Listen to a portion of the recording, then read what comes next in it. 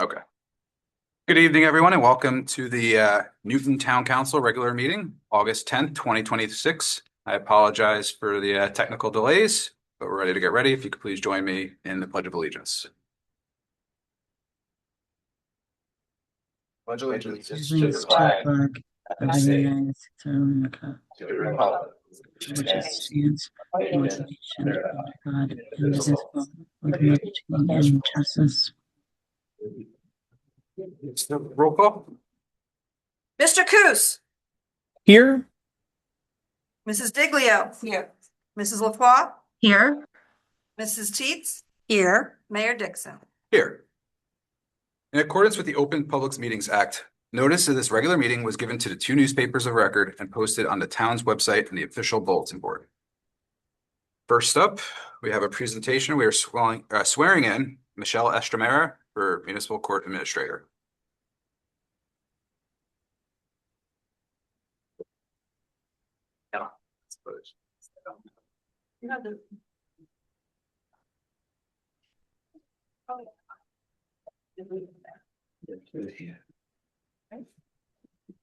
Oh, we're doing it over here.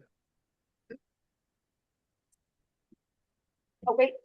It's fine. I stand She's got one there. She's recording both, so I've got it. It's easier to read. Hey, Matt. You got it best. It's like I made 2 copies. I'll give you the this. The other one's the single. The other one needs a little quick. Thank you. We'll send you the letter. Yeah, that's good.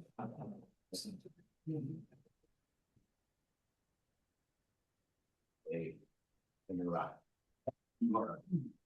Repeat after me. I, Michelle Estremera, do solemnly swear Do solemnly swear that I will support the Constitution that I will support the Constitution of the United States of the United States and the Constitution and the Constitution of the State of New Jersey, of the State of New Jersey, that I will bear true faith which with true faith and allegiance to the same and allegiance to the same, and to the governments established and to the government established in the United States in the United States and in this state and in this state, under the authority of the people, under the authority of the people, and that I will faithfully, faithfully, impartially, impartially, and justly and justly perform all the duties perform all the duties of the office of Municipal Court Administrator of according to the best of my ability. So help me God. Congratulations.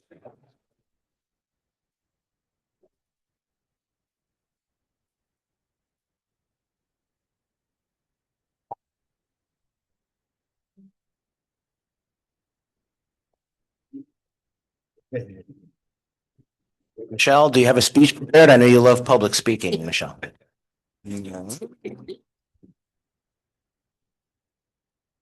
Michelle, sorry. I'm just gonna say congratulations and good luck. I know how busy the court is. I know you've are definitely suited for this job. So I wish you well and enjoy it. And thank you. Yes, congratulations. I think it's great to see good people continue to move up with the organization as you have. It's a testament to your hard work and dedication to the organization too. So I wish you the best of luck and congratulations. Well, they've already said it twice, but I'm going to say it again. Congratulations, Michelle. You certainly deserve this promotion. Very proud of you. Councilwoman LaFaw. Yes, I also want to congratulate Michelle on her appointment as our next municipal court administrator. Michelle, your professionalism, dedication, and commitment to public service make you an outstanding choice for this important role. And it's wonderful to see you take on this next step as you've been dedicated for so many years. And I know that you're going to help ensure the continued efficient operations of the municipal court and continue to deliver those quality services that we've come to provide for people that are in the court process. And I just want to congratulate you on this well-deserved appointment and wish you continued success as you begin this next chapter in your career with the town of Newton. Councilman Coos. as everyone said, congratulations, Michelle.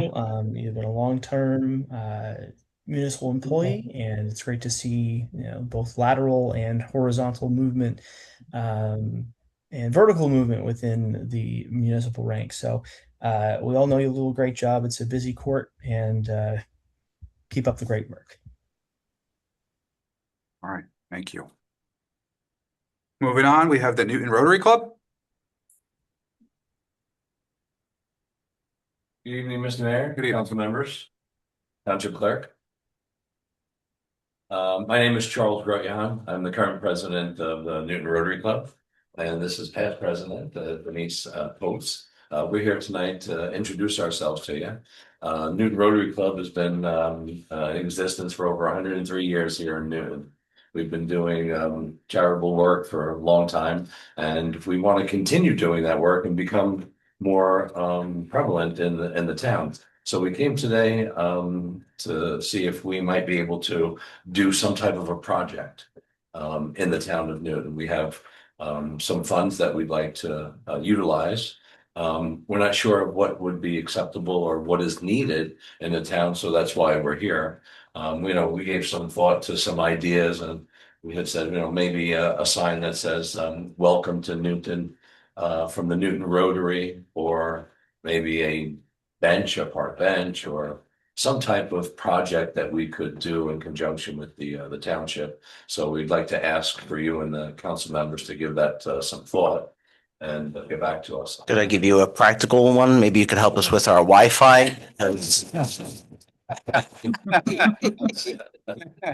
that is a community service. I'm not technologically inclined. Yes. So, as you know, Tom, in the past, we were able to do the catwalk, which was wonderful.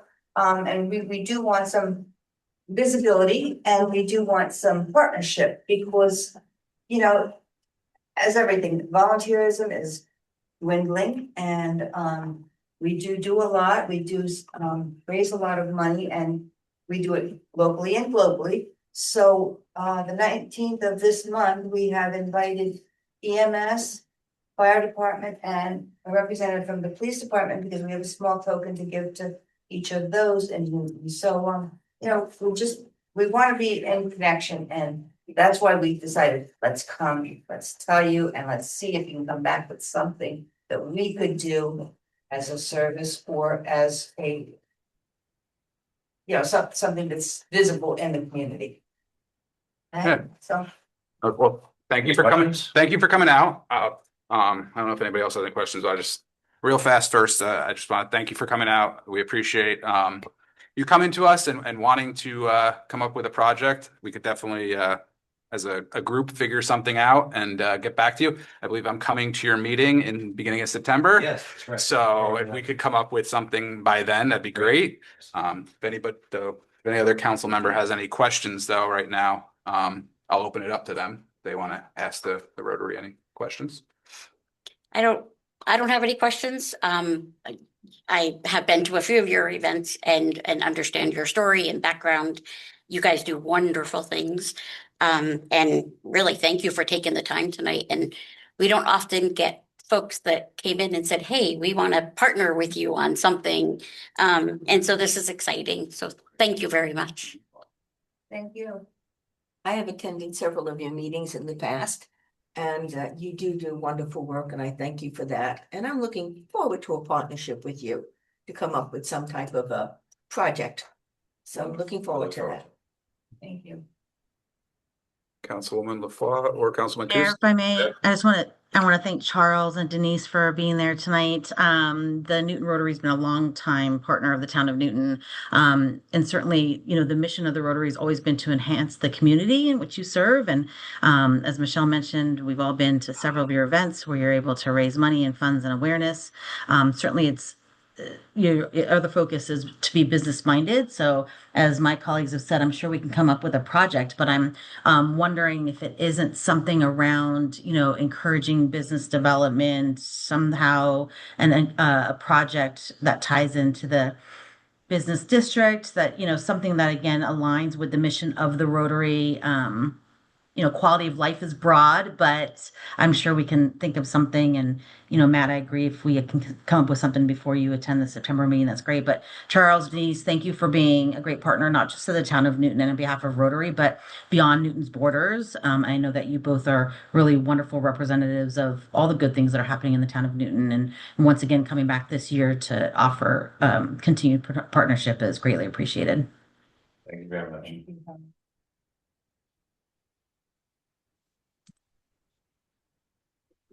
Councilman Coos, do you have anything to add? Hey, just to echo the sentiments that are already shared, the Rotary has a long-standing history in the town, and I look forward to engaging further. I'll be the EMS representative on the 19th, so I'll see you then. Look forward to meeting you. All right. Charles Yeah. or Denise, I'm just wondering, in terms of the scope of the project, maybe communicating with either the mayor or Mr. Russo and or both of them just about, what that might be, because I'm sure we could come back and ask if you wanted to be a co-namer on the Babe Ruth property, but that's a very big price tag. So if you give us some guidelines, that might be helpful too. Sure, we'll do that. If you also gave us some ideas and the price tag, we may be able to do something there to raise money for that. We So can that's- raise more money. That's one of our specialties. Let's do that. It's great. Great. Well, thank you for coming out tonight. We will definitely be in touch and we'll figure something out. But we Thank you appreciate, very we much. appreciate you both. the Thank you. time. Thank you. So, Mayor, next up, we have John Mooney, our town auditor, to talk about the 2025 audit. Good evening, everyone. Glad to be here tonight to finally put 2025 to bed. One of the things that we like as auditors, and Mr. Ferry will attest to this, is that we like consistency from one year to the next. We don't like to see major swings, whether it's in cash or operations or anything out there that could hurt the town or potentially hurt the town. And again, for another year here in Newton, we see great consistency when it comes to your finances. Your financial statements are very clean. Mr. Ferry does a tremendous job in putting things together for us and having them ready. Between him and Mr. Russo, everything that we ask for, we get in a timely manner, and it's ready for us to review and hit the ground running once we walk in the door. I know it's about 7:30 and you really don't feel like hearing a lot of numbers thrown at you. This is not an accounting class, but I will hit you with just a couple of numbers here. Your overall fund balance in your current fund, which is the engine that drives the car, you're up about 125,000 over last year. Anytime we're up, it's good, right? So you're sitting around $4.4 million of fund balance, and that's what you utilize to put into future budgets to help balance the budget and keep the tax increases to a minimum. So you do have an ability there to utilize funds as you do during budget season. You do have a couple of reserves out there that are healthy, that continue to be healthy. You have a reserve for pending tax appeals. So in case there's a tax appeal that comes up, there's about 55,000 sitting in there. You do have trust funds that are operating properly, and two trust funds that are more near and dear to your heart would be the trust fund for accumulated absences, which if somebody retires and they're offered a payout, you pay them out through the accumulated absence trust rather than putting strain on your own budget in any given year. So we like to see that go up and put enough money in there to cover any separations. And also Storm Recovery Trust Fund is in the trust fund, and that helps you in times of, snow events and rain events. It's not just for snow. It used to be the Snow Removal Trust, but we've seen some pretty nasty storms. I don't live all that far from here, and I know I've been hit hard, so I'm sure you guys have been hit just as hard with power outages and down trees. And you're able to charge money off to that trust fund as well. So it's good to have these reserves. It's good to keep them flush with money so that you're able to spend against them rather than putting strain on your own budgets. Capital Improvement Fund, not going to get into specific ordinances, but you do have some debt outstanding. You continue to pay that down on an annual basis. Your serial bonds have been going down. You did issue bond anticipation notes in the last year in 2025, which are 1-year vehicles that can be rolled over. Those are to fund older ordinances that you had out going back to 2023. So now you had the cash to come in to do the projects. And then we're always looking at those to see when we want to roll those into what's a permanent financing serial bond debt, if that's the way you're going to go. There's New Jersey Infrastructure Bank loans that are out there that we're working with, and I don't think there's been any finality to any of those at this point. They're still like open and moving forward. And then when the project ultimately closes, we'll know the fate of those. So you're in that position. There is some debt, like I said, but we address it annually through the budget, and it's not an issue.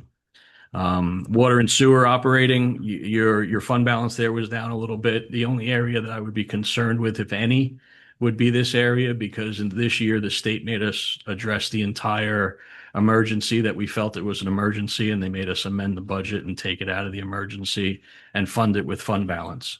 So if we were down about $245,000 from 24 to 25, my only concern is we may be down again because we utilize more fund balance to balance the budget in the water sewer utility. Other than that, you've had a really clean audit. We did have a state single audit this year. Anytime you have state expenditures over $1 million, it triggers a grant specific audit, which is a single audit. So there's additional testing that takes place on specific grants that break a threshold or meet a threshold. So we went through that. We test internal controls in not only your current fund and throughout, but also through that grant specific audit. And there were just a handful. There were 2 recommendations that are absolutely housekeeping type recommendations, but we do have to put in what we find. It was confirming purchase orders being done after the purchase is made or relatively soon after a purchase has been initiated. That's one that I see in, I don't know, 75% of my municipalities. It's tough to catch them all. So this is something I know that will be cleaned up, and the recreation department collections will be deposited within 48 hours. Sometimes there's issues where money does not get into the bank soon enough, but we like it to get in. Statutorily, it's 48 hours. And anytime money sits around, it has a tendency to potentially grow legs and move. So we want to make sure that money gets into the bank. Those are your only 2 recommendations. In a municipality of this size, I think it's excellent. I think you have great people in place here, up and down. And again, we get what we need to get in and out and do our job very efficiently. So we thank you for that. If you have any questions, I'm here tonight, but this is not my only night. At any time, you could reach out if you need to discuss something. More than happy to sit here and talk to you about it. Thank you, Mr. Mooney, for coming out and highlighting all that information for us. Does anybody have any questions, Mr. Mooney? Not at this time. All right, then. Well, I thank you for your time. Thank you. Question, actually, I'm Oh, sorry. uh, So I was making a note. Going Going back to the single audit, did you say that was because our grant revenues exceeded $1 million? Grant Mooney? expenditures. Grant expenditures, right? Yes. For the offsetting grants received. Yes. Okay. Your total state grant expenditures this year. Let me just get that real quick. About $3.6 million. So once it crosses the $1 million threshold, that triggers more work that we have to do to make sure that you're in compliance with the grants that we select for testing after that. Yeah, so working in the grant space, I would call that a win. I understand that Yeah. it triggers more work, but it's because we're receiving more grant dollars to be able Listen, to make I love to see it. The infrastructure improvements and other things that certainly are benefiting directly the taxpayers in the town of Newton, and also, are completing projects that don't have to come from taxpayer funds. So that's a good thing. That's $3.6 million that you didn't have to raise in taxes or you didn't have to borrow from the bank. So it's a great Indeed. thing. Yes. Yep, with more to come on that, some of that iBank funding that you had mentioned as well. Yes. Thank you. Thank you.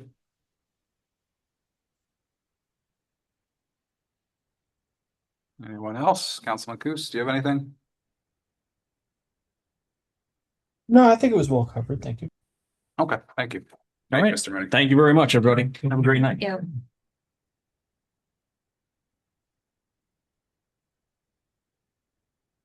All right, next up, we have the approval of the July 13th, 2026 minutes for the regular meeting. Take a motion. I'll make a motion to approve the July 13th regular meeting minutes. And I will second. I have a motion from Deputy Mayor Diglio and a second from Councilman Teets. Roll call. Mr. Coos?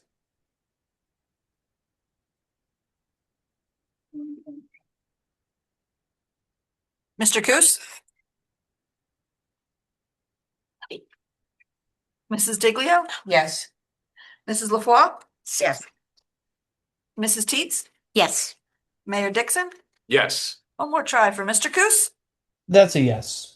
I saw his whole thing. All right. At this point in the meeting, the town council welcomes comments from any member of the public on any topic. To help facilitate an orderly meeting and permit the opportunity for anyone who wishes to be heard, speakers are asked to take one turn at the microphone and please limit their comments to 3 minutes. The clerk will keep time.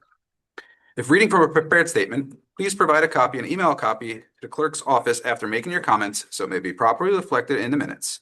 Council may choose to comment after the entire portion has concluded. Please identify yourself and spell your last name for the record. Dr. Makaj, good evening, Mayor and Council members. I'm here again because I still do not understand the extraordinary delay in enforcing the town's own ordinances regarding my property matter. This matter did not begin yesterday. The town has been aware of issues involving this property for approximately 2 years. The fence encroachment and pergola issues were specifically brought to the town attention in March of this year. Since then, everything has been documented. The town manager, zoning officer, town attorney have been informed, and I have maintained my own records.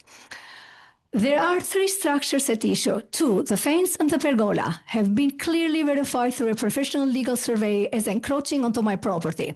There is also a shed which, although it does not encroach onto my property, has been identified and has been and as having no permits. My question is simple. Why? After all this time, have the town and zoning officer not enforced the applicable ordinances as they have done in other cases?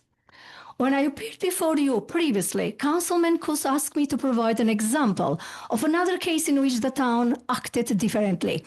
I have that information. To protect the privacy of the individual involved, I will not identify that person publicly, but I will gladly provide information to the council after this meeting. I also want to address the conflict of interest concern. Public municipal records shows that Mr. Glenn Kienz was appointed to serve the town beginning in 2008 and Miss Ursula Leo was appointed in 2013. Their periods of professional service to the town therefore overlapped. Today, Ms. Leo represents the neighboring property owners in a matter involving my property, while Mr. Keynes serves as the town land use attorney regarding municipal enforcement. I'm not accusing anyone of misconduct, but I'm asking this governing body a legitimate and serious question. Given this documented professional overlap, what safeguards were put in place to prevent an actual or apparent conflict of interest and to guarantee independent and equal enforcement of Newton ordinances? The municipal matter itself had to be transferred to another municipal court because of the conflict of interest issues and is scheduled to be heard this Wednesday.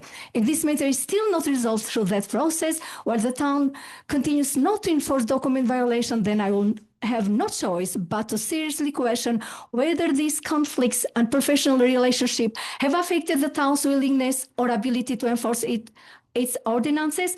I sincerely hope this is not the case.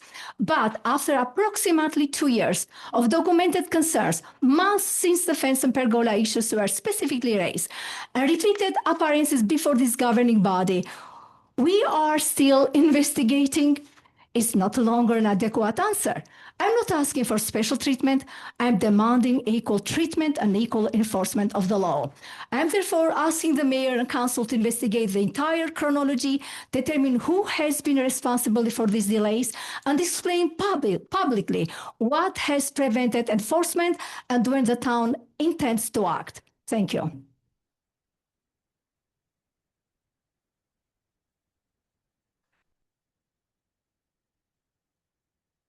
Thank you. Is there anyone else in the public who wishes to comment?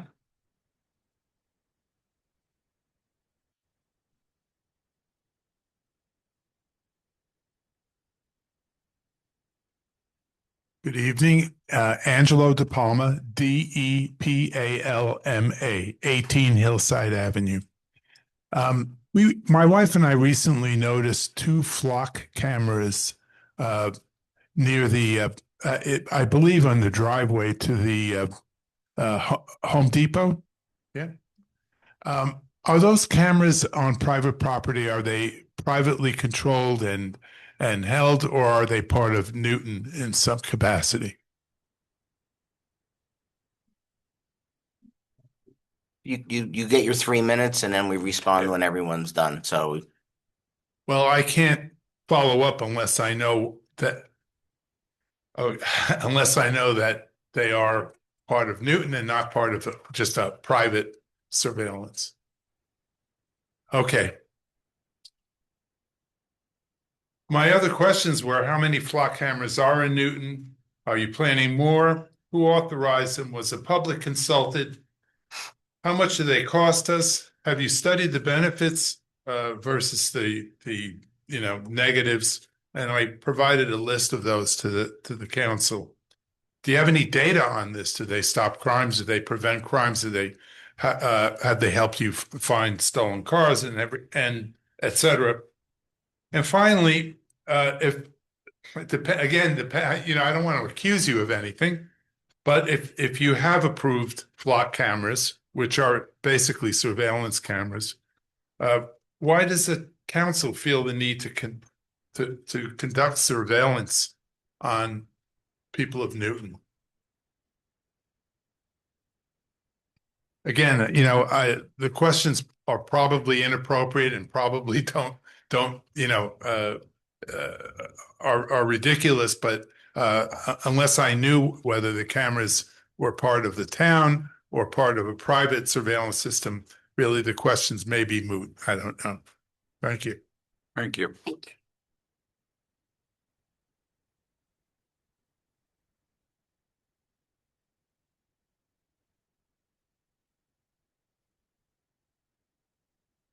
Hi, Robert Oshust, Oszust. I'd like to start by saying I greatly appreciate the interactions I've had with Newton's Police Department while a resident here for the past 3 years. They've been kind, quick to respond, and very effective. So, thank you. Thanks for being here.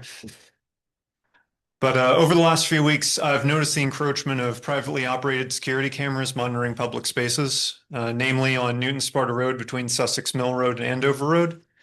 I believe this is within Sparta, but there are 2 other operated by the same private company monitoring the roads in and out of Home Depot of Newton, which I believe the last speaker just mentioned. These surveillance cameras are frequently referred to as ALPR cameras, or automatic license plate reading cameras, marketed to businesses and municipalities as crime investigation devices that collect images of license plates, similar to what's used by Toll by Plate on some roads. So if you don't have Easy Pass, they'll be like, oh, we got your plate number. We'll send it to you by mail. These cameras are fundamentally different from the security cameras which are installed throughout Newton, like those on top of the Sussex County Administrative Center for monitoring the intersection of Water Mill and Trinity Street, so one of the most busy intersections in our town. ALPR cameras operated by various companies collect and store data across their entire camera network, so not within just one municipality, but across all owned cameras. And build a tracking profile of those inside and outside of vehicles.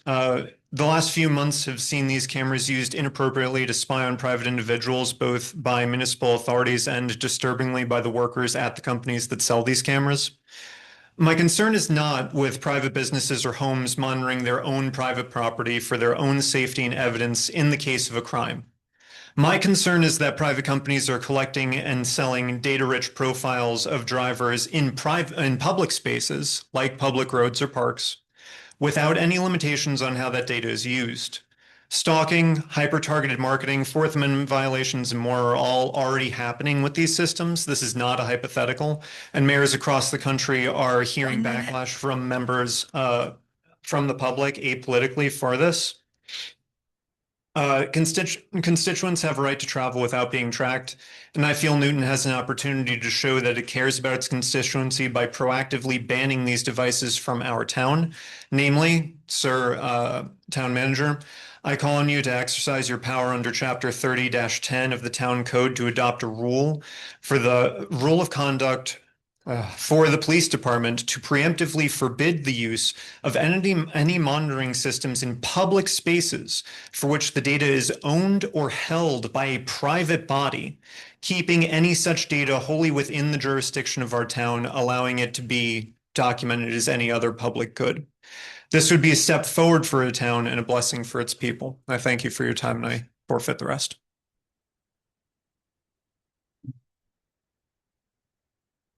Thank you. Is there anyone else in public? Do we have any on Zoom? Yeah, Mr. Fahey, sorry, pull him up.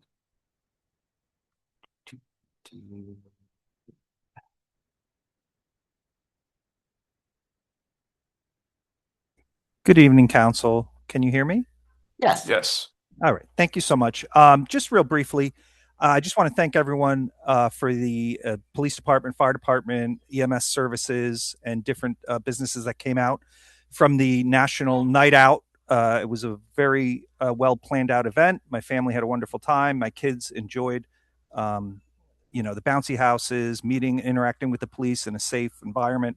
It was a great, great night. So kudos to the town with that.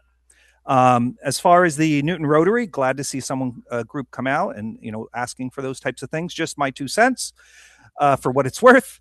I do have 2 young kids. We use the Memory Park playground, and the benches that are located around the playground in Memory Park are in rough condition, and that's putting it nicely. Some of the benches actually have plaques from when they were first installed through donations and community members. So that might be something you want to look at. I think it would be a great investment for the Newton Rotary Club to come back, take a look at those benches, because they are located. Families go down there.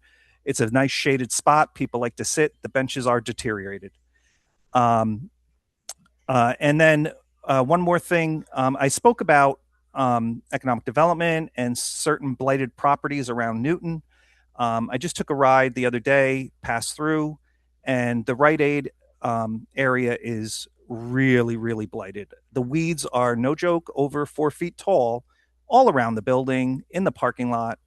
And again, I don't believe it, but certain people have the wrong ideas about Spring Street. And we have a beautiful theater down there. And when visitors come in, they step outside and they look across the street, and that's what they see. And I know that's not the image Newton wants to portray. And I know everyone's working hard to continue with that positive results. But again, the proof's in the pudding. It's a blighted area, and I think it should. 1 minute.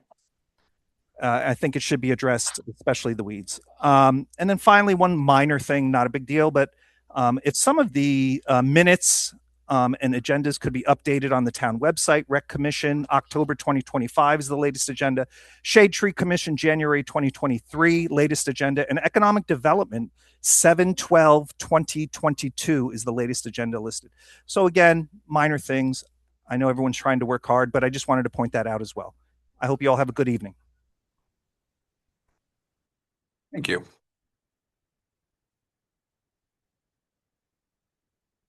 No one else, Mac. No one else? All right. We'll close that portion of the meeting and we will move on to council and manager reports. Before we start with that, is there anything in regards to, do you know anything about look into it? Answer. I'll work backwards. So we'll work on the minutes and the agenda website for, I'll task Kat with that. Rite Aid could already be underway. We don't broadcast the property maintenance, but I can check with Helen on that. ALPR data, I'll defer to Brian and Eric's office if they want to do some digging on that. I don't know if the chief wants to weigh in on what we do, but that's up to the chief.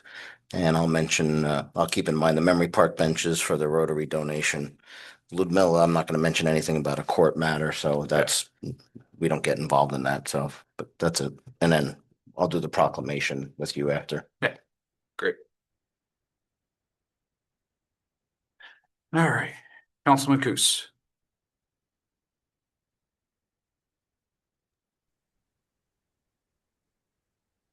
Yes, there are two comments. Or the only comments rather are in respect to Mr. De Palma and the other gentleman whose name I missed, unfortunately. But I do support an inquiry into both the placement and utilization of the cameras. I believe that the cameras that they're referring to at Home Depot are physically placed on private property. But we want to balance both the interests of the public in terms of their safety, but also in terms of our ability to live with a reasonable amount of surveillance for only the most necessary purposes. So I think that investigating our options and the opportunities to limit the use, particularly in terms of third-party storage and not homegrown storage, is definitely a beneficial option and way to step forward in terms of reconciling the interests of everyone everyone involved in the public safety and then preservation of our freedom and privacy, if you will. So I definitely support an inquiry there. But that's all that I have. Thank you, Councilwoman LaFois.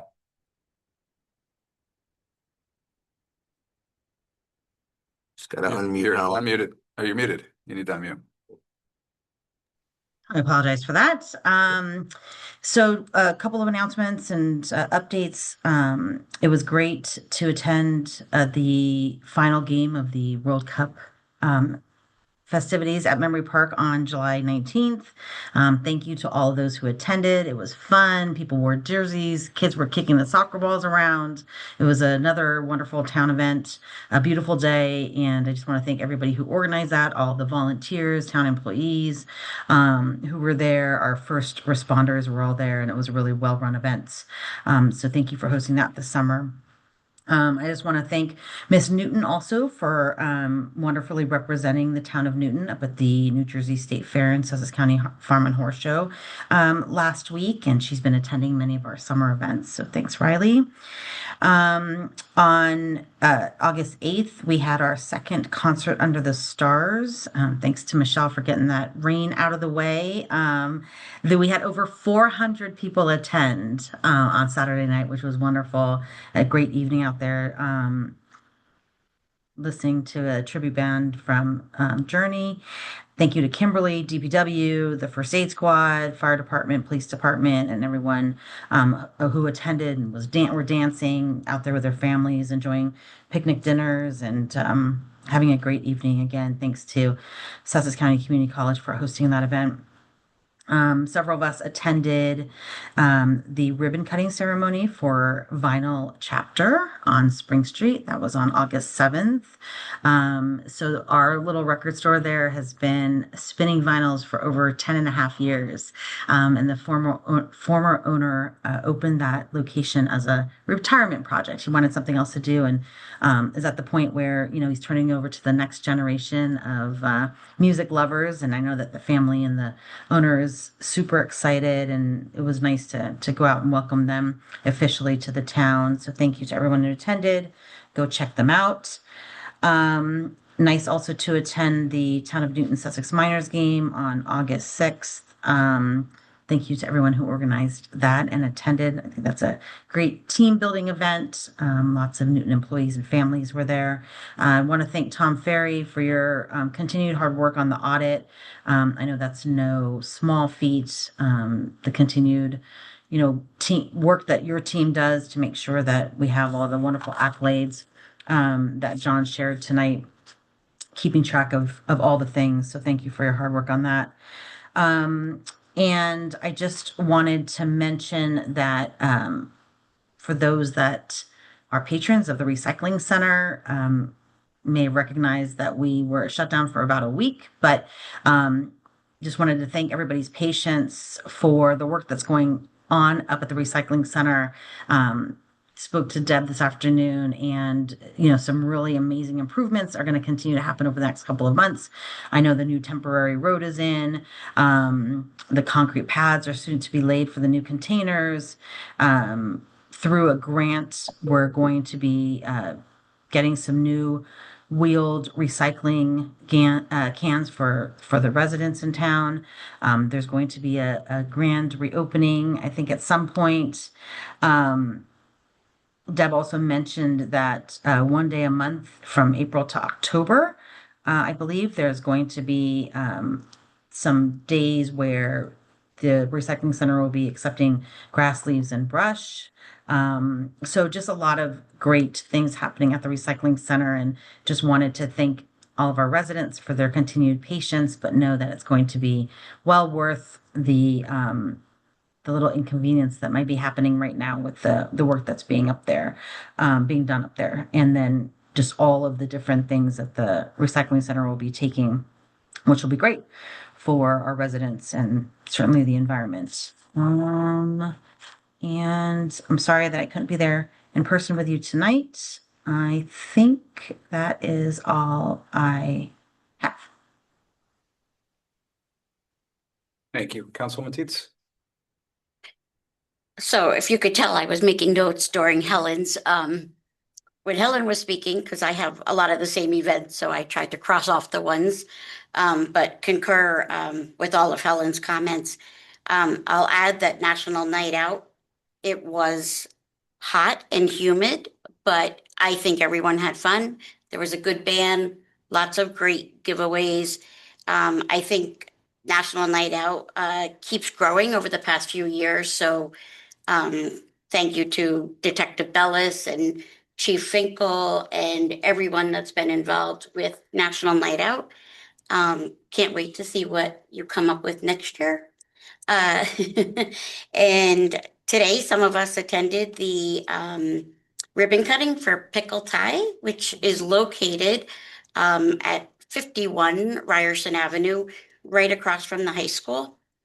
So put a little perspective, if it was up to me, I'd order off the kids' menu every time I could, but I ventured and had some of their delicious food, and there is something there for everyone. So highly recommend you check out Pickle Tie. For those that have kids, this will be an option for them, during the school year. So, something to think about and support our local businesses. And over the past, I guess it's been almost like a month since we've met, but there's been 2 senior craft events, and I know some of our seniors are in the audience today, but just want to, again, give thanks to Danielle and Anthony and, some of the sponsors for the senior craft events. They are another event that are growing and I think are fun, and I look forward to them every month. So I look forward to seeing that continue. And just also quickly mention, I think before our next meeting, everyone will be returning to school. So just remember that as you drive around at the start of school and at the conclusion. And also to our college students, I know many are going back this week or in the next couple of weeks. So good luck to everybody. And that is all for now. Thank you. Deputy Mayor Diglio. Well, pretty much being one of the last ones to speak, everything has been covered. The ribbon cutting, the baseball game, National Night Out. National Night Out was a great event. I want to thank all those that planned it. It was fabulous. I know Kimberly was also involved, Kimberly Williams. She did a great job with the band. It was a night of pure enjoyment in reality, and I would encourage others to attend it in the future. The only other thing I have is telling everybody that the Taste of Newton is on September 14th. Tickets are on sale. and starting to go quickly. So right now we've got almost 23 restaurants that have signed up. There will be a band and there will be a DJ, one at each end of the street, because we will be taking up the entire street this year. And so looking forward to seeing all of you there. Thank you. Just a couple things. I know we've pretty much touched everything, but I did want to comment on National Night Out, even though I wasn't able to be there because I had to work. That just seeing the pictures and everything that was posted online about the event, from where it started when we brought it back a couple of years ago to now. Bravo, congratulations. It's fantastic. It's great to see. The only other thing besides what everybody else has already said, I did attend a press conference at the request of Congressman Gottheimer on July 24th. He was announcing the $42 million in federal funding that he was able to get to support local law enforcement. Some of that money will include Sussex County and Newton. That's it. So now, Couple things before the proclamation. oh, okay. Thanks. I just want to thank Kathy Quinn for her service to the town. She's retired as the Certified Municipal Court Administrator. Michelle Estremera, as you know, took over. So we wish Michelle the best of success in her new endeavors. Carol McNally will be leaving the police department after 32 years of service to the town at the end of the month. We wish her well. Lynn Martinez started today, the new Carol. So we wish Lynn the best of success in her new endeavors. Municipal offices will close at 4 p.m. on August 28th, 3 p.m. on September 4th, and we will be closed for Labor Day. Next up, Mayor, we have a proclamation.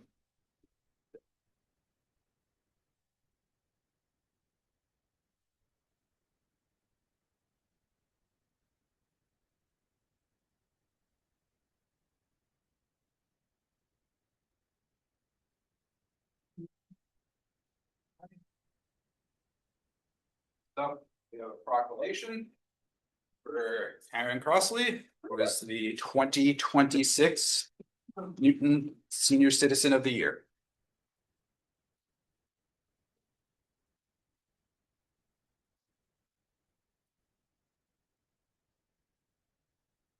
All right. Whereas Karen Crossley was born and raised in Randolph, New Jersey, where her father served as chief of police and her mother gave her time as a community volunteer and crossing guard, instilling in Karen from an early age the belief that it is our responsibility to give back to the community that gives us so much. And whereas volunteering was woven into the fabric of Karen's everyday life from childhood, a value she carried in with her through her early education, including the Early Bird program at the County College of Morris, focusing on business and accounting. And whereas in 1981, Karen's adventure in the town of Newton began, and she quickly set out to discover where she could make a difference in her new hometown. Karen and her family raised their children, Stephanie and Danny, in Newton, where they attended school from kindergarten through 12th grade. And the family went on to establish and operate Crosstown Video, faithfully serving the Newton community for approximately 10 years. And whereas Karen thoroughly immersed herself in community life with a steadfast objective to make a difference for the children and seniors of the town of Newton, a mission for which she still remains fiercely committed and protective, holding a very special place in her heart for both.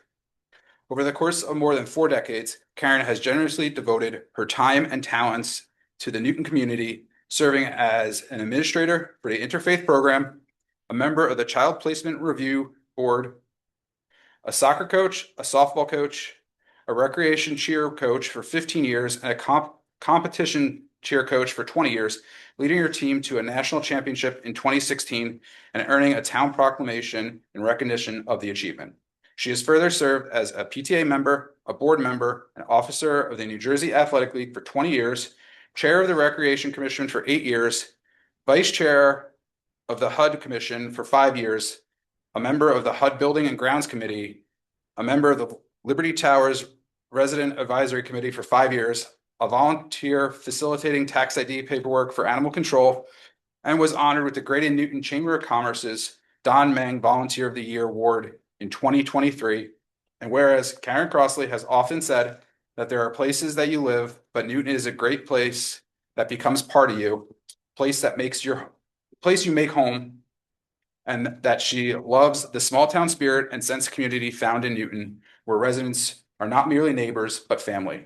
Now, therefore, we, the mayor and town council of the town of Newton, hereby proclaim our appreciation and gratitude to Karen Crossley for exemplifying the vital role that senior citizens play within their community in recognition of commitment to the community, and most of all, her spirit, love, and dedication to the town. We hereby name Karen Crossley 2026 Newton Senior Citizen of the Year.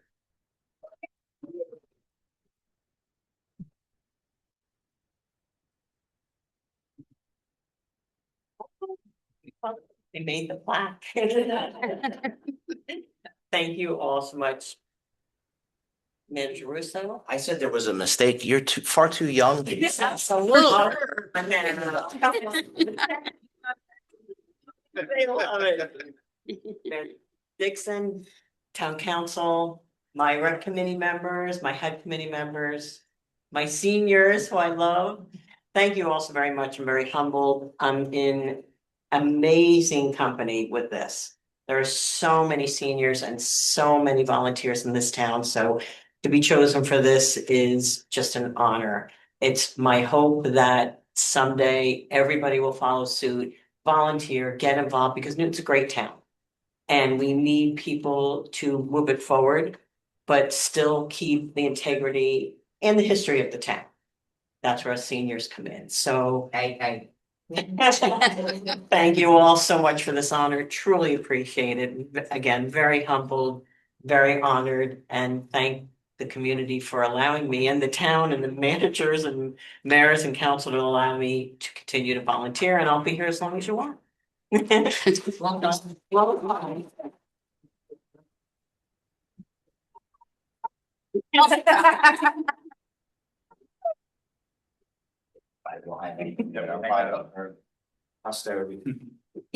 you all so much. Thank you, Karen. So Karen, while Matt and Sandy are going back to the dais, it's my pleasure to join in recognizing you, Karen, as our 2026 Town of Newton Senior Citizen of the Year. I agree with Tom. 4 decades? You look far too young to be all having that so much experience as a town, but your unwavering commitment to our community and many years of volunteer service have had a lasting impact on countless residents and families. Your dedication to youth programs, community activities, the Recreation Commission, and so many other organizations exemplifies the spirit of volunteerism that strengthens Newton and brings people together. I know I've had the privilege of knowing you for well over 15 years, dating back to when my daughters participated in the Newton football cheerleading program, and you were overseeing the cheerleading program with enthusiasm, compassion, and genuine commitment to supporting all the young people that were involved in the program. Your leadership created positive experiences and lasting memories for many local families, including my own, so I thank you for that. And throughout the years, Karen, you have continued to give generously of your time and talents, always putting the needs of the community first, and your involvement recently over the last couple of years in the Recreation Commission, being at every single event, shepherding little children with the Easter Bunny or whatever the case may be. You're always there, you're always present and always involved. And we're just so happy that you continue to dedicate your time to serving others and improving the quality of life in Newton. I think you're truly deserving of this recognition, and honored to congratulate you and thank you for your continued service and leadership on behalf of our residents. Thank you, Helen. John Paul has anything? Councilman Coos, you have anything to say? I don't know how I could add anything to that. But volunteerism is something that, I think Karen has been very demonstrative of throughout her tenure in the town. And, for the way that society has maybe transitioned in the past X number of years, the kind of volunteerism displayed here is, I think, becoming an increasingly rare find, and the town is, indebted to the service that's been provided, and hopefully will continue to be provided for however long is decided. But thank you very much for your time, your energy, your service, and well deserved. Thank you. So Karen, I will just add, when you look in the dictionary and you look at the word volunteer, there's your picture. There's no words. It's just Karen. But we are so thankful for all that you do.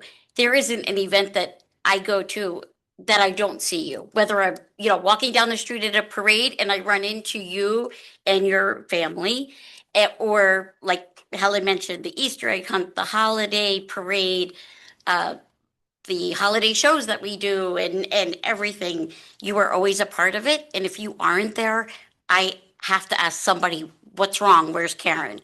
So we do appreciate everything that you do, and you are very deserving of this award. And happy to call you my friend.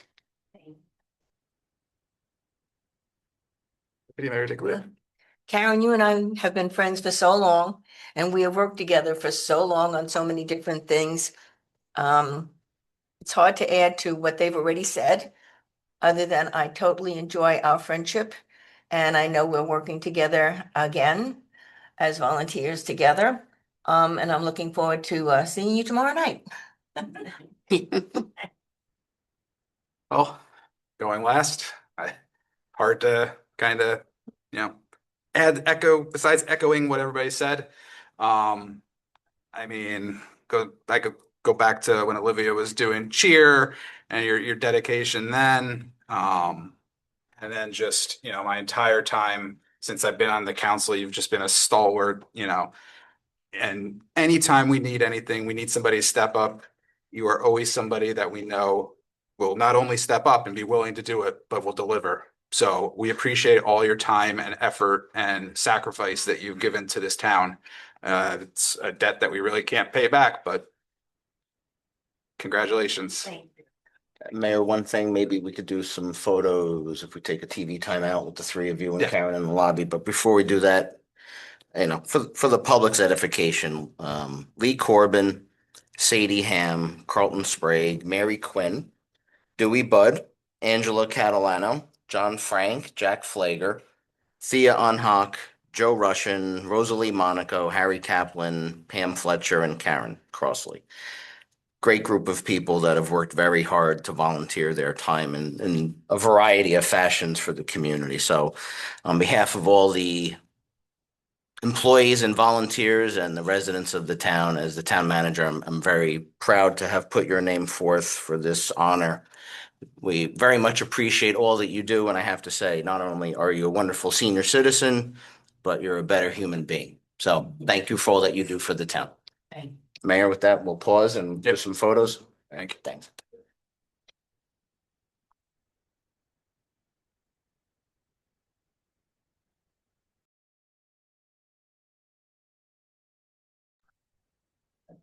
We're back. All right, we're back. All right. Moving on, we have no unfinished business. We'll move on to ordinance. We have the second reading and public hearing on ordinance 2026-15. It's an ordinance to amend, revise, and supplement Chapter 213 of the Town Code of the Town of Newton, County of Sussex, State of New Jersey, entitled Property Maintenance by adding a new Article 6, establishing the Property Maintenance Board of Appeals and amending Chapter 100, Section 100-21 to update the appeal fee reference. At this point, I will open the hearing to the public. Again, good evening, Dr. Mekash. Do you hear me? Yes. Hello. So I would like to comment. I have a statement prepared, but I'd like clarification regarding this ordinance 2615. My understanding is that the town already has the authority to enforce property maintenance violations and impose fines. Therefore, I'd like to understand exactly what problem this new property maintenance Board of Appeals is intended to solve. I'm particularly concerned about whether this creates another administrative layer that could further delay enforcement. I ask this from direct experience. I reported, as I said that before, an unpermitted shed approximately 2 years ago. This year, I also reported a fence and pergola and my legal survey documents encroachment onto my property. Yet these matters have remained unresolved. So my questions are very specific. Will this new board only allow a person who has received a violation to appeal the enforcement action against them? Or will a property owner also have a right to seek review when the town fails or refuses to enforce a documented violations? And if the board is primarily intended to hear appeals from people who have been cited or fined, what safeguards will prevent this additional appeal process from becoming another mechanism for delaying compliance? Before councils adopt this ordinance 2026-15, I believe residents deserve a clear explanation of how this new board will affect enforcement, existing violation fines, and the timely resolution of documented property maintenance violations. And as per the town manager refusing to give answer to my concern, my statement was directed to you, council members. When I came with my concerns, I came as a resident, and you are the elected one. In my case, I am not represented by the town council. I didn't see validated the request of the town manager, as the town manager is hired by you. And he's not commenting. He has his rights not to comment, but you should comment because this is not the first time I'm here. And as I said, I'm not represented by the town council. I am here as a resident. And I expect from you as a governing body to give answer to the residents. And I am for 31 residents of this town. Thank you.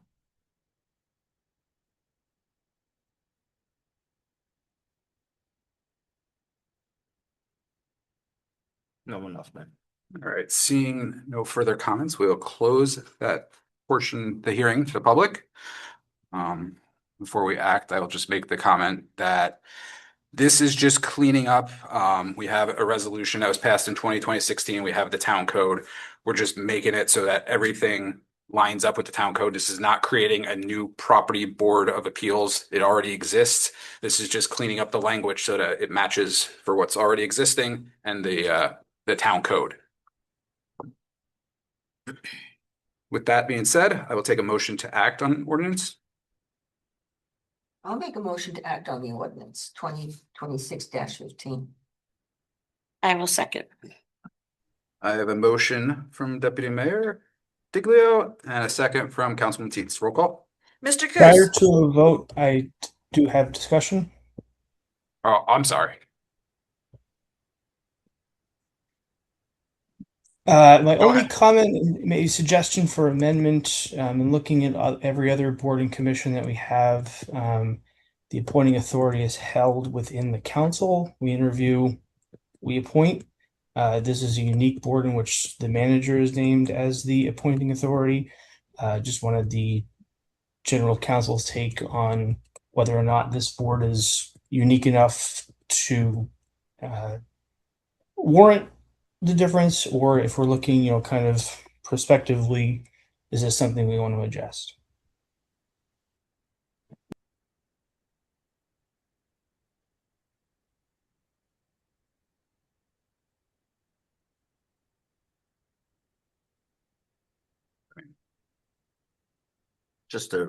I'm going to jump in. The direction given by the governing body was to merge the existing resolution and codify it into ordinance. It was not to change any of the parameters as far as that.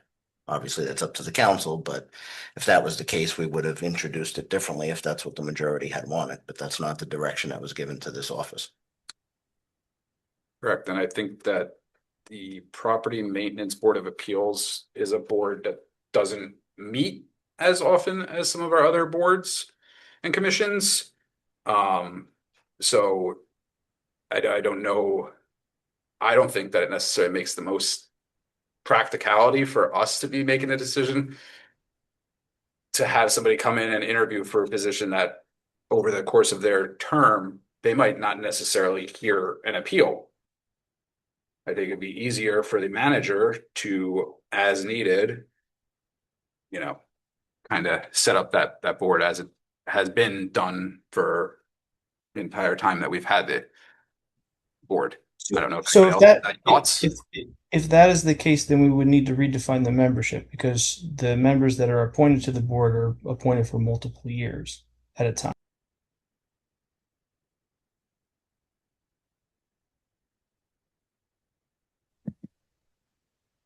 Sorry, not sure if I got cut off there. It's not an ad hoc committee. We appoint members for, or members are appointed for 3-year terms, 2-year terms, and 1-year terms. Yes. But it's not always easy for us to be able to sit here and interview people.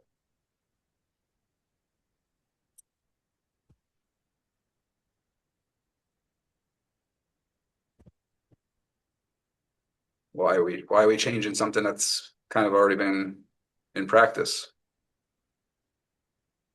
I mean, if the rest of the council so wishes, but that's not how we directed it initially. Initially, we were just merging the two. So if we want to have a different discussion, then we should probably table this. I mean, I think it'd probably have to be reintroduced though, so we'd be reintroducing an entire ordinance. So, Well, Councilman Coos, can you clarify for me the change that you're suggesting? Sure. As written and as has been the case, the Property Maintenance Board of Appeals, the membership, the appointing authority of the membership is held by the town manager as it's written, which is different than every other board and commission that the town has where the council is the appointing authority. The question I'm raising is whether or not this is something that is sufficient and satisfactory that we're all right with. But since it's in front of us, this was something that I looked at and said, this is strange. This is different than everything else. Is this something worth amending as well? Thank you for restating that. I think my position at this time is that we've been operating under the same protocols, and as has been indicated, it is a board that meets very infrequently as opposed to our other boards and commissions that have a regular cadence of meetings with regular processes, applications, activities, matters of business. I think this is a one-off, and certainly it's been working as is. So I of the mindset to leave it as it's currently organized. As has previously mentioned, I know there was a comment from the public as to why this needs to be created at this point. It's not a new creation. It's just the cleaning up and the merging of some of the ordinances that are on the book. So I'm of the mind, I'm not sure what everybody else thinks, but again, I think I hear what you're saying for sure, JP, about it being different, but I think it is different than the other boards and commissions in terms of the regular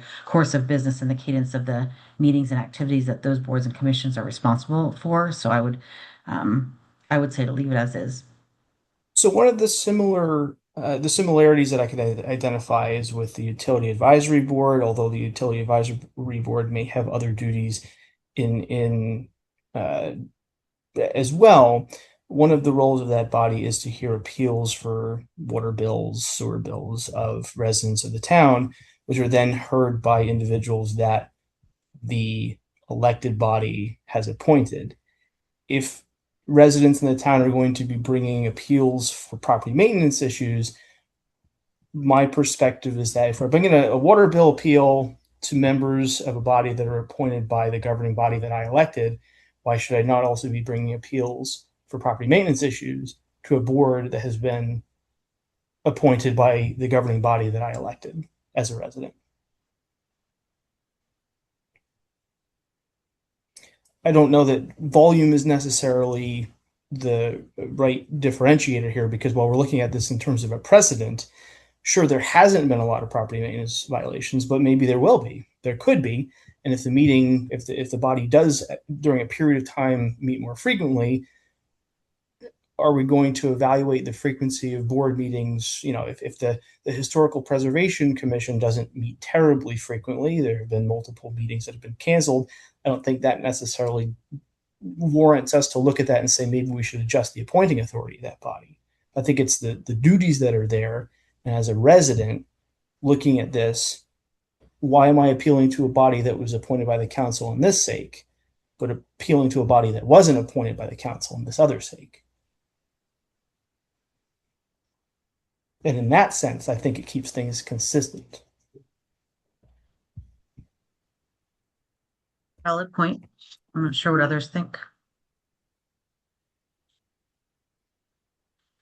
Is there a historical reason or any light that you can Yeah, shed? so I mean, the enforcement of the codes is under the administration. So back when Ursula and I worked on this, it was finding members of the community that had some sort of skill set, and it was easier for me to navigate that and candidly get away from any politics that might come into play, small p, with the members of the governing body to appoint people that they were friendly with or that they were connected to somehow, and that I or the successor to this position would be objective and bring people in that had some sort of skill set related to construction or maintenance or landscaping or things that would provide value without this office have any type of bias towards that, because obviously you're dealing with neighbor versus neighbor disputes. And as we know, look at this evening's discussion previous, that, you know, things that involve properties and things of that sort can be very contentious. And the idea was to eliminate any hint of impropriety or any whiff of friends of this or friends of that, and also really to give air cover to the governing body, quite frankly, to keep you out of that type of conversation. And me as the chief executive of the organization to bring people that had a variety of skills, looked at things from different perspectives, so that and we've only had really one or two appeals that I can think of, one that we know of that we've all, you know, remember from years ago. I think there was one other application which didn't come to fruition. So I think that was part of it too, was to keep any whiff of impropriety or conflict away from the governing body, to say, I'm bringing in people that have a skill set and an eye for certain things and not worried about who they're connected to, related to, who they donated to, just gets rid of any of that. And I'm not saying that was evident in the past or currently, but I think it was a protection factor that Ursula wanted to implement as well. So, and not to necessarily contest that per se, but would that logic not also then apply to the utility advisory board in waiving fees for a water bill, or for the land use board when someone's coming to complain or to contest or request a variance?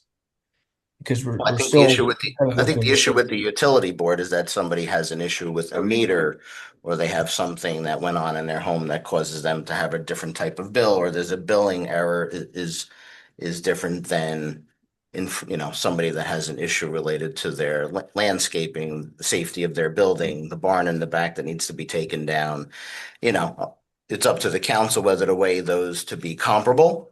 I would find them to be very different. Somebody's looking to waive an $18 or $180 water bill versus something that would require them to go to court.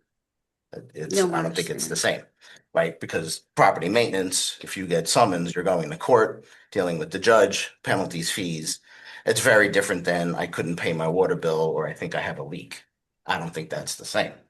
And in addition, the utility board does more than just listen to requests for waivers of the fines. Yeah, they're approving, Water allocation, sewer water, connections, allocation, right.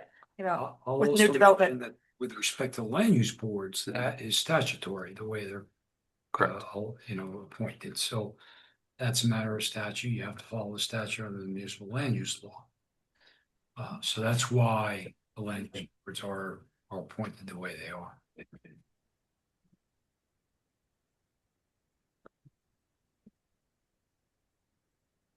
Deputy Mayor Diglo, we haven't heard from you. Any thoughts? I tend to agree with Tom. Okay.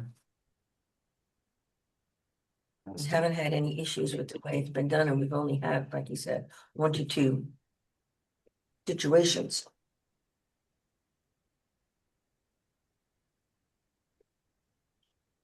Councilwoman Laflaw. Yeah, I think I've already commented on it, and I appreciate the additional information around the differences between the Board of Utilities and the Board of Appeals. I think I'm okay with leaving it as is, knowing that we always have the opportunity to amend it if becomes a time when we need to. but I'm okay with that, with it as it's been introduced. All right. I do have a motion and a second, so I will take a roll call then. Mr. Coos, No? Mrs. Diglio, Yes. Mrs. Teets, Yes. Mrs. LaFois, Yes. Mayor Dixon. Yes. Next up, we have an introduction on ordinance 2026-16. It's an ordinance to amend, revise, and supplement chapter 307 of the Town Code of the Town of Newton, County of Sussex, State of New Jersey, most notably section 307-17.4 entitled E-Bikes and E-Scooters. Mayor, before you do the introduction, it would be okay. I'd like to bring up members of the police department just to talk all things e-bike. Yes. And we have Mr. Appreciate that. E-Bike himself, Justin Bell is here, and the Chief Dan Finkel, if you want to join us here at the adult table.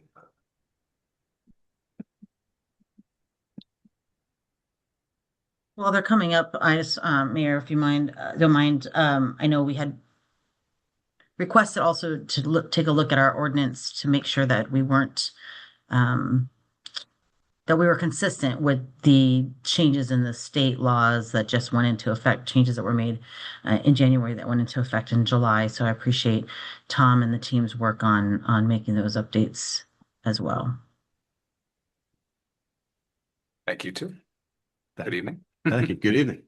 Yeah, so I want to thank the town and Mr. Bernstein for all the hard work in his office, for putting all the changes together. And Officer Bellis, who is our in-house e-bike resident expert. So thanks for coming tonight in case you have any questions about the specifics of the law. There's been a lot of changes recently, and the whole state is kind of grappling with this. Thankfully, they haven't been so much of an issue here as they have been in other more congested areas. I know the cities are really having a problem with these e-bikes, traveling kind of haphazardly through crowds and things. And so it was in need of some sort of address through regulation. So I'm glad that the state did address it. On our end, in terms of the ordinance, I think a lot of it was really just bringing our existing ordinance that we had in place in compliance with the recent changes. And even though they've been promulgated recently, the enforcement on our end has not been anything other than sort of public information and education. They have the state. I know it's the state of New Jersey. You'll be surprised to hear this, but they really haven't done a good job in rolling out the ability to go get proper licensing and registration and things like that. So with that, we've kind of taken a educational approach. Anytime that there's any issues, I'm not even aware of any summonses issued or anything like that. So this is much more of an educational thing on our end. And I think I haven't reviewed the ordinance. It appears to me that it's in compliance with the state requirements. Very much reflects that. I don't see any need to kind of go beyond that. I think what we have in place is sufficient. So thank you. Thanks. Justin, anything from you? No, job well thanks. done. All right. Thank you, sir.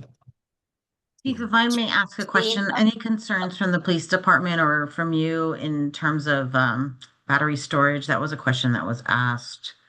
Well, I mean, certainly those the stories that you see online, the lithium ion explosions and things like that are concerning to all of us. I don't know that we've had anything like that locally. I know there have been noteworthy and newsworthy incidents that have happened, but we haven't had any real concern in town. Certainly for the risks that do come with some of those battery things, I think there's newer technologies that are being introduced that sort of mitigate some of them. And for the frequency that they do happen compared to the everyday use of those things in our lives, I don't see it to be a concern from our perspective. Is there so you haven't received a lot of complaints or issues with e-bikes? No, the e-bike conversation through the state has really kind of been focused on like the more densely populated areas. Not to say that we have had no issues. We certainly, we have people that do things without, taking proper consideration for their neighbor and things like that. So, we've had limited issues, I would say, very, very limited compared to other places. So we've been lucky in that regard. I drive around a lot in town now that I'm retired, and I have seen groups of kids. Well, I shouldn't say, I don't know how old they are, but groups of male subjects like riding their e-bikes and very respectful of the laws, like sometimes more so than some of the Yeah. vehicles on the road. Well, I So mean, yeah, and I give credit to Officer Bellis for that. He's constantly working with the schools. You know, he's in the schools all the time. yeah, They published our updated, we made some graphics, infographics that have been published on our Facebook and our social media. He's published them, given them out to the schools, and also they publish it in their send home booklet thing that they packets, send. stuff, yeah. So he's done a very good job of educating the kids, because the kids are the ones that seem, you know, they get them for Christmas. They seem to use them a lot. And they are really good tools. I mean, even the adults that use them to legitimately get places that, you know, they wouldn't be able to get to without a car otherwise. So I think they're great to have, as long as we all kind of know what we're supposed to do. Are you supposed to ride in the road, on a sidewalk, et cetera? So that's why I think legislation was probably needed to clarify those things, set some ground rules for how we can use them and all, you know, kind of coexist with these. And I think it's so far now that it's in place, it will be effective. I think it would be more effective as the public education portion comes about more often throughout the state. But we've been working on it here, and I think it's been going very well. Yeah, we appreciate that. I think you guys do a great job. Yeah, thank you. So thank you.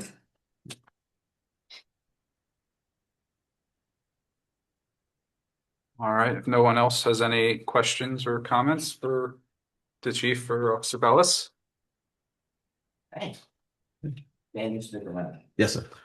All right, well then I will take a motion to introduce ordinance 2026-16. I'll introduce ordinance 2026-16. And I will second. A motion from Councilman LaFois, a second from Councilman Teets. Roll call. Mr. Coos, Yes. Mrs. Diglio, Yes. Mrs. LaFois, Yes. Mrs. Teets, Yes. Mayor Dixon. Yes. Okay, the public hearing on that ordinance will be held Wednesday, September 16th at 7 PM or soon thereafter as the matter may be heard. All right, next up is the consent agenda. All items listed with an asterisk are considered to be routine and non-controversial by the town council and will be approved by one motion. There will be no separate discussion of these items unless a council member so requests, in which case the item will be removed from the consent agenda and considered in its normal sequence on the agenda. Mr. Russo. 217 is a chapter 159 of 19,423 safe and secure. 218 is electronic tax sale for 2026. 219 is asking the county commissioners to establish a county homelessness housing trust fund. 220 is iBank funding. 221 is Sourcewell National Co-op for drone and accessories. 222 is a reasonable accommodation to Melanie Vanny for the keeping of an emotional support animal. 223 is $50,000 from Affordable Housing Trust to Katie's house for 17 Dogwood Drive. 224 and 225 relate to the audit that John Mooney referenced earlier. 226 bills and vouchers. 227 hiring of a certain police officer, Jacob Glista. In reference to 219, I do have Barry Drager, our consultant, Jessica Caldwell, our planner, and the chief here to talk all things homelessness, to give the council an update on the good work that we're doing. Yes. All right. Thank you, Chief, for sticking around. Thank you, Perry. Thank you, Jessica. You guys can take it away. How are we doing? What's the status? We're outstanding, I think. Yourself, mayor, council, citizens, thank you for the opportunity to speak today. My update and report as of August 10th is that on the beginning of July, the Newton Sprint ended, but I would say successfully. We impacted approximately 32 individuals in a positive way. We changed lives and saved lives. More importantly, we dealt with and worked intensely with 16 individuals, which we were able to house through the winter months. And 11 of those 16 were successful in stabilizing for the most part. Unfortunately, to date, we had 4 or 5 that have returned to homelessness and are dealing with drug addiction, alcoholism, or mental health issues. And even though that those individuals were helped and assisted through the winter months, their greatest barrier was themselves. All of them had options to stabilize and be permanently housed or stabilized. And unfortunately, we could not assist fully into the capacity we would hoped. The task force was successful, and how I can indicate that or give you or validate that is, as of June, the period between June 16th and August 10th of this year, we had 43 summonses was given to me by the police department today. And 3 of the individuals account for 23 of those incidents or summons. In the relative period or same period in 2025, we had, in the same window, we had 92 summons. So a decrease of summons of 53%. So I think that speaks volumes and provides a success story for us. April 22nd to June 15th of 2026, we had 25 summons. Those same 3 individuals accounted for 10 of those summons. The same period last year, we had 40 summons. So in 38% decrease in summons. So if you're looking at, we didn't finish the job, so the job must continue. We must continue to move forward. But those increases indicate that the work and the collaboration that occurred over the last 9-10 months was successful. Leadership from the town, the community coalition, and the collaboration between our nonprofits and our medical teams were successful. We currently are in a hold pattern as we wait for the county to take over leadership of the initiative. We're hoping that happens as soon as we can. Obviously, we know that we have people and issues still currently happening on a daily basis. We're trying to solve that with the help of the PD and everyone involved. But we know that there's more work ahead of us, and we look forward to continuing to lead. I think the Newton's done a great job. You guys have done a good job of providing leadership and direction. I think we're a model that will be mirrored, and I think that people will come to adapt some of the tools and the things that we've done. So I think I commend the council for implementing it and bringing us on board. And I think the work was well done and had a successful process. Thank you. We'll have the chief kind of chime in from the PD, and then I'll ask Jessica to talk about some of the things we're working on, the resolution you have, and then also the manual we're looking to adopt for our housing trust. So, Yeah, sure. No, I think Barry covered it pretty well. Looking back where we were at this time last year to where we are now, hard to argue that this is anything but a very, very big success. And those 16 people that we focused on, to have 10 or 11 of them now stabilized in housing and, accommodated for and able to take care of all those things. And, that's a success that the task force did, Barry and his whole team, and everybody that collaborated with him to do that, was able to facilitate all those roadblocks to getting them to that point, were helped to be removed one by one to get them to that point. And as Barry said, those last 5 people or so that are remaining have been worked with individually one-on-one, and all those roadblocks have been removed. They have all the roadblocks out of the way. The last thing that they need to do is want that. And that's the one thing we can't do. So we have removed all those roadblocks for all those people, every single one of them. So that's a great, great success in my book. Certainly as it relates to the stats that Barry mentioned, when it comes to the ordinance violations and different things that, you could kind of measure on our end, we're so far much in a better place this year as compared to this time last year. So a thank you to everyone who made this a success, between the manager, the council, Barry, the whole team, the task force, all the nonprofits, and all the officers that all contributed to this success. I believe this should be mirrored throughout the state, because it really was a success, and it was not only successful, but it was the compassionate and right thing to do. These are people at the end of the day, and we all sign up for government service, public service, public safety, all because we want to help people. I couldn't give you a better example of doing it for the right reasons, and I'm very proud of everybody involved. So nice work, and thank you. Thank you. Talk about the diverting program before I come to this. Yes. So one more thing, those last few people, those 5 or 6 people that we're still trying to help, and we're still have a relationship with, and trying to help get the help that they need.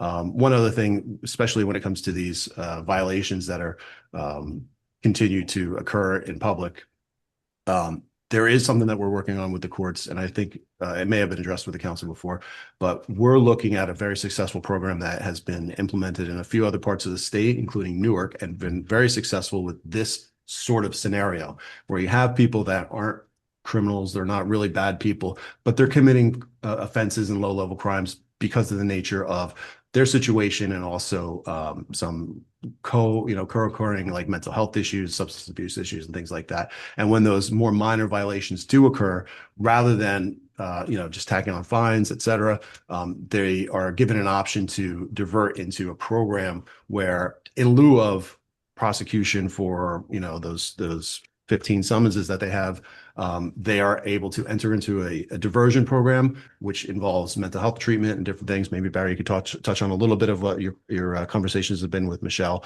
at the court, but it's been very successful in other parts of the state, and we want to bring that here. We've had a series of meetings and put some effort into gathering all the correct information from those areas and bringing it here. And I think that that's something that we should continue to push for. I think, if it could be successful in Newark, it could probably do us pretty well here. So for those last few people, just because we've removed all those roadblocks doesn't mean we give up. We're still here. If they change their mind, great, come back to us. And if not, for these other ways, maybe that's a great alternative for them and it's optional, they opt into those things. So hopefully they'll find those things attractive and in a way to get themselves out of this situation. So do you have anything else to add? Yeah, listen, I certainly think that when we talk about the 5 that are most chronically unhoused, they've been on the street for not a year or months. They've been on the street for 5 years, 10 years. So they're chronically unhoused people. Unfortunately, that's going to be their life unless they get checked in somewhere. So the position where I feel that Newton is now is we're in a preventative position where we can assist and help the county to operate and manage some of the housing or homeless issues. Where we can really be involved is we can help Newton residents directly on a daily basis as it relates to rental assistance, as it relates to security deposits, to get people that are they are stable, they've got jobs, they can't afford to get a house or they can't afford to get a rental unit. We can get involved and keep them off the street. So if we prevent them from being on the street for a week, a month, the shorter the period, the greater opportunity we have success. So being proactive is critical. So as Jessica's going to talk more about the manual potentially in our program but the rental assistance, security deposit assistance, mortgage payment assistance, and preventive foreclosure and displacement are phenomenal positions and opportunities that we can support and help our Newtonites and people. So we don't have these long-term people on the street. And so prevention is way better than reacting and trying to recover and support them afterwards. So everybody involved was super helpful, super proactive, and I couldn't, it's probably one of the most humbling ventures I've been on, and to be part of it was, to see people work together is very impressive. And that goes from PD all the way through our nonprofit. So, but I think if we can be in a prevention business, I think we'll find our streets safer, healthier, and more prosperous. Yes, you want to jump in on what we've been doing? Yeah, so thank you. That was a great segue. So as part of the homelessness task force, the town of Newton collaborated with Sussex County to create a strategic plan to end homelessness. And that was really taking the work that the homelessness task force was doing and try to create a framework for carrying it forward, ultimately moving this over to the county, but looking at how to combine all of these ideas of public safety, accountability, community well-being, but also looking at methods for finding additional funding and as a way to essentially functionally end homelessness in the town and the county over time, which, just in 1 year, you can see the amazing work that's been done. So one of the things that the strategic plan identified was a couple of different funding sources that aren't being utilized right now that we can hopefully bring into effect. One of them is based with the town. We have an affordable housing trust fund at the town that's, part of our affordable housing plan. It's implemented through statewide regulations, but there's a 1.5% fee for all new housing that doesn't involve creating affordable housing, and a 2.5% fee for commercial development. And this is pretty similar across the state. So this money goes into a trust fund. Much of it is used to create affordable housing, but at least 30% of this fund needs to be used for what's called affordability assistance. And we developed a manual essentially to provide for that affordability assistance and to try to weave that into our homelessness task force, basically aimed at homelessness prevention. So, and then, trying to ease people's way into potentially getting either an apartment or a new home. So this affordability assistance can provide mortgage assistance up to 3 months of assistance for payment of a mortgage. It can also provide down payment assistance for approved affordable housing units. And then sort of the same under rental units, it can provide deposit assistance for getting into a new rental unit, and rental assistance up to 3 months for someone either getting into a new unit or who's at risk of losing their unit and needs some assistance.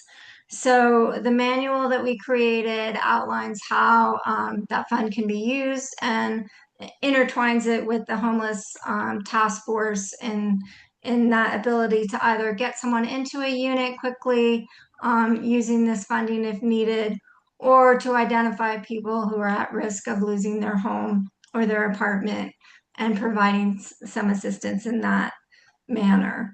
We also have on the agenda tonight the resolution to encourage the county to adopt a homeless trust fund. So this is a separate funding source that is enabled by state law, where the county can add a fee to any documents that get recorded at the county clerk's office. And $3 is permitted to be used for general homelessness assistance, and then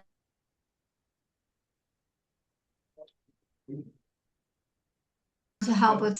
So the resolution encourages the county to adopt the full $5 document recording surcharge to create the homeless trust fund. It would be countywide. It could assist in acquisition, construction, or rehabilitation of housing projects that provide affordable housing for homeless people or families. It can provide rental assistance and vouchers. It can pay for supportive services for homeless individuals or families, and then also for homeless, pay for prevention services for individuals who might be facing homelessness. So this would be another source. And, one thing that we're missing, we do have our affordable assistance through the trust fund that I was talking about at the local level.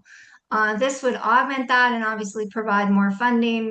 The town's funding is limited to a certain extent, depending on development that happens. But also, we're not able to provide for that temporary assistance where someone during code blue times needs a hotel or someplace to stay for a short period of time. We're not able to provide that type of funding through the affordable assistance at the town level. So this would help fill that gap where we might be lacking in state funding. So we've gotten some great assistance from the state right now, but you never know how long that type of assistance will last, and this would definitely augment it. So there's plenty of counties, at least 11 in the state, that have adopted this trust fund. Everywhere from Bergen County, Cape May, Cumberland, Essex, Hudson, Mercer, Middlesex, Passaic, Somerset, Union, Camden. So there are lots of counties that have adopted this. This isn't a new type of funding.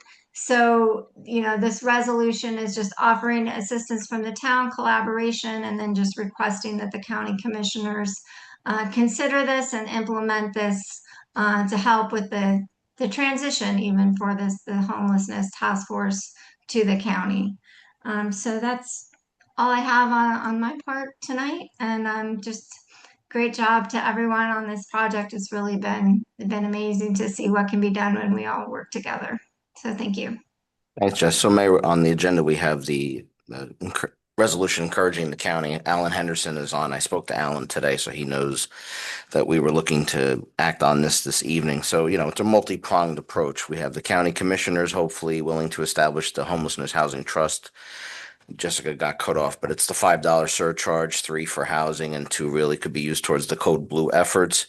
And then the other part of the equation is Jessica put together a manual that Barry and I have reviewed. Now it's at legal, basically to commit dollars from our housing trust account to support people that are Newton residents that need support. It has to meet certain parameters. We're not going to obviously discuss it tonight. We're going to discuss that at a future council meeting, but it really puts skin in the game to help people that are Newton residents. And I think if we approach this through the town and the county, we can actually make a lot more traction. And then the road show will commence where we'll, Barry and myself and Jess, when she's available, I'd like to go visit the other towns and meet with them and talk to them about their commitment, because Newton's not the only one that has a significant amount of funding that is sitting in their housing trust account. And this is not just a Newton problem. And I know people like to say it is, but it is absolutely not, because there are people that we have interacted with in the town that were not from Newton, that were from other communities, and we need to get skin in the game from everybody because it's everybody's problem. And so I think, hopefully the county commissioners are amenable. We'll see how that plays out. That's, their decision, but I really implore the other 23 towns to have some sort of a system. And honestly, we made it user-friendly, almost a toolkit, sample resolution. We will give them copies of our manual so that they have a blueprint to work with to save them time and cost. That was our commitment to helping people in the county. So I'm really grateful for all the work that Barry's done, the task force, all the nonprofits, the county employees that have been involved. I think everybody just needed a lot of encouragement, patience, and understanding that, right now people, understandably are talking about people that they see on the street in August. And obviously the police department is well aware and they do what they can do within certain legal limitations. We're already planning for Code Blue, right? So while everybody is sweltering in this heat, we're wondering what life looks like in November, December, and January when it's -10 below and people are on the street or they need resources, right? We're trying to work with Christ Community Church, maybe on the old Market Street mission space. So, we have to think 6 months ahead while everybody's focused on what's happening today. So, obviously I hope the council is amenable to supporting the resolution and that we can, continue the good work and moving forward. And obviously, everybody's available for any questions. Obviously, Yes. ma'am. Thanks. Thank you, Mr. Russo. I will open it up to my fellow council members. I see Councilman Coos has his hand raised, so we will go to him first. Thank you. Just generally for everyone involved, it's been a significant effort to get to the position that we are in. As Barry noted, as the chief noted, we're certainly not done. There's still work to be done. There are still people who need to be helped in many different capacities. Understanding that Commissioner Henderson is on the line. This is not the first attempt that we have made. I believe this is the second time we're passing a resolution regarding the county-based homelessness trust fund. And I think that the first one predated Commissioner Henderson for sure. But I would like to point out that it is not strictly within the county's purview. In January, the legislature and Governor Murphy signed as one of his final acts the establishment or a statute that establishes municipalities' ability to create a municipal homelessness trust fund, which would potentially allow us to expand the services the services with which we could provide funding to that would be outside of what Jessica Caldwell was referring to in our restrictions within the Affordable Housing Trust Fund. But there is a statutory option for us to be able to establish our own municipal homelessness trust fund with a wider breadth of opportunity, which I certainly would be in favor of. A similar funding mechanism, document surcharge and such, but it is now within our purview to be able to establish a municipal trust fund for homelessness if we wish.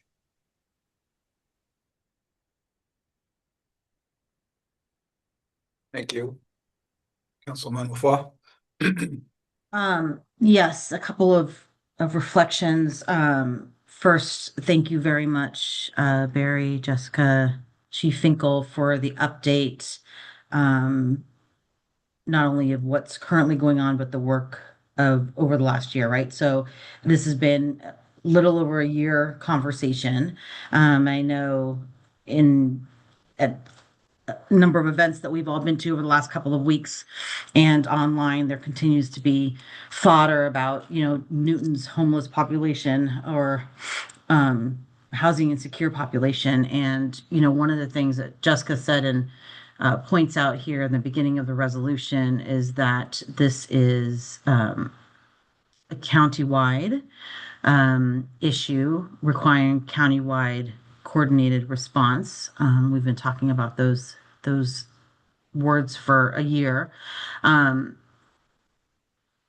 know Commissioner Henderson is on, and certainly not putting him on the spot, but the fact that the county has collaborated with the town in terms of developing the strategic plan, I think is a key step, because I think we all recognized last year that Newton was going to take a leadership role in bringing together the nonprofits, working from the law enforcement perspective, bringing Barry on, all the steps.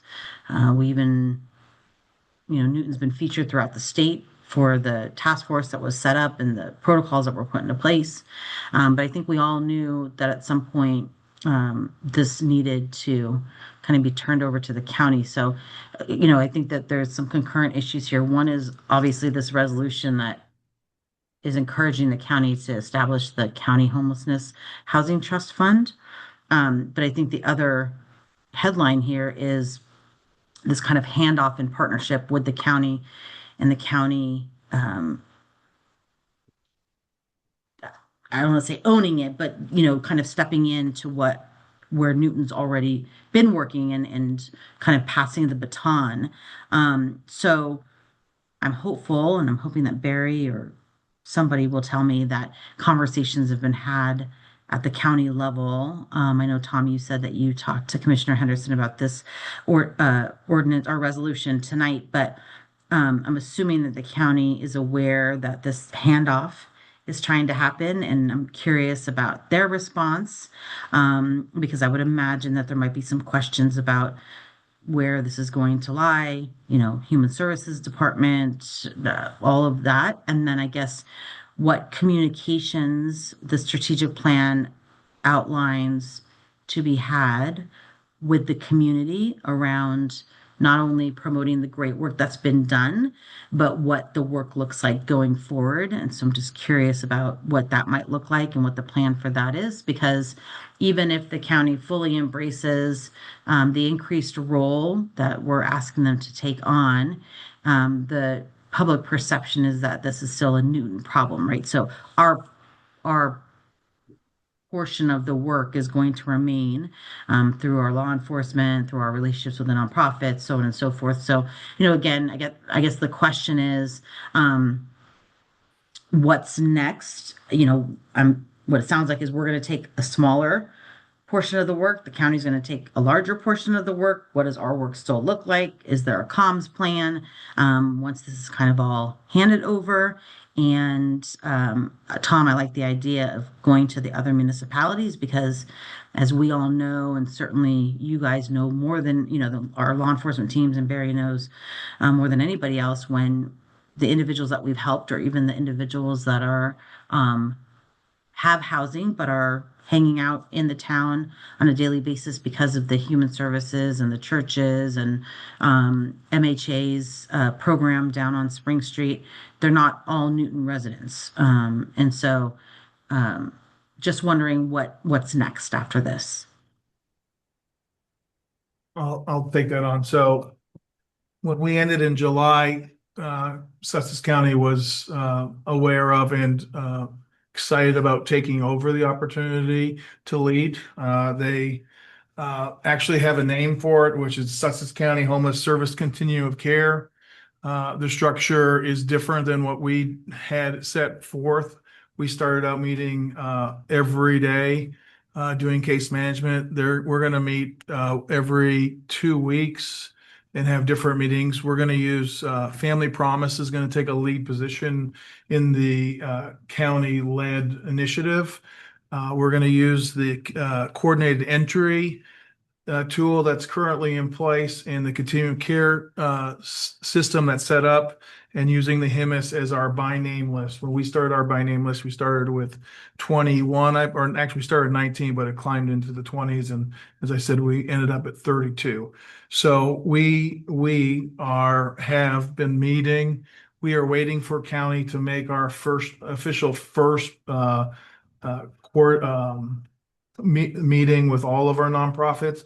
They are looking at expanding the nonprofit entities and the medical teams and people that are involved in it, because as I said, the least or the newest to being unhoused or unstable, those people are highly motivated. Those are people we can affect almost immediately. The individuals that are more chronically been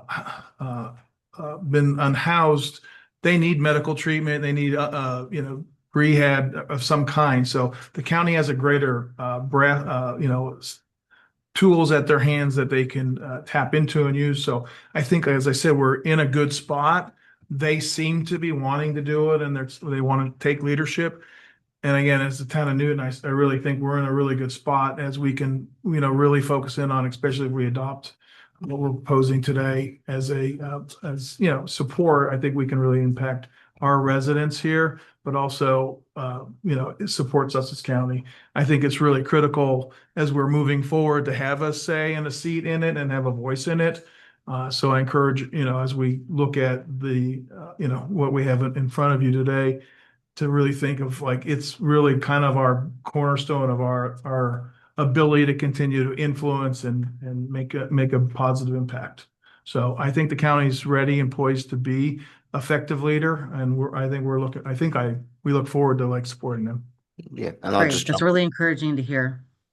Yeah, and Helen, I'll just jump in because I know you and I have talked about this a lot. So I think, we've provided a benchmark and really a toolkit, I think, through our police department, having a sergeant involved and having the chief hands-on in the process, right? So other communities through their police departments can really have guidance through us. I think working with these other towns to obligate funds, bless you, which can't be used for Newton residents, right? So it's the understanding that they can commit their funds for their people.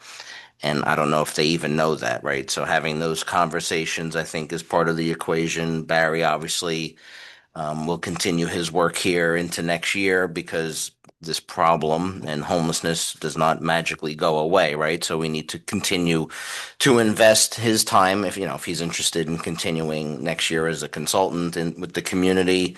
Had a good conversation with Alan today about the county and really complimenting the staff and the work that they've done. And I think, excited, nervous, maybe. I'm sure there's a lot of emotions. I can't speak for the emotions of, his staff and the people, but, the work continues, right? And it just, as being in social services, it ebbs, it flows, but it doesn't go away, right? So really just continuing an all hands-on approach, right, between the county and the nonprofits and the town. I just think we've been successful. We have the blueprint, but now we want to share that blueprint with the other communities. And really, the county was very supportive of what we've done. And I think now it's time for us to be supportive of the county and really, guide them and assist them as they take the baton from us going forward. Because if it's going to work, it really needs to maintain collaboration, right? Because the problem will not go away. It'll just, ebb and flow depending on the season, depending on the economy and the circumstances that people are facing on an individual basis. So, I think we're pretty blessed, through Barry's time and Dan and Chief Deanna Bell when he was here. Like, everybody took the problem seriously. All of 5 of you have been great, right? Because, a lot of towns would have looked the other way and would have said, not my problem, or we don't have the resources, because a year ago we didn't. So to everybody's credit, we really spent the last year really creating that ecosystem of support that people needed. And I think the work continues. So the last comment that I'll just make, because in the third line of the ordinance, we refer to Housing First, which Housing First has been the national federal HUD recognized model over the last several years. And I know that we're not talking about HUD funds necessarily, but I just do want to make a note that over the last couple of months, and this is new, that HUD has shifted federal funding away from the traditional Housing First model. It's cyclical because they used to not be Housing First and they became Housing First.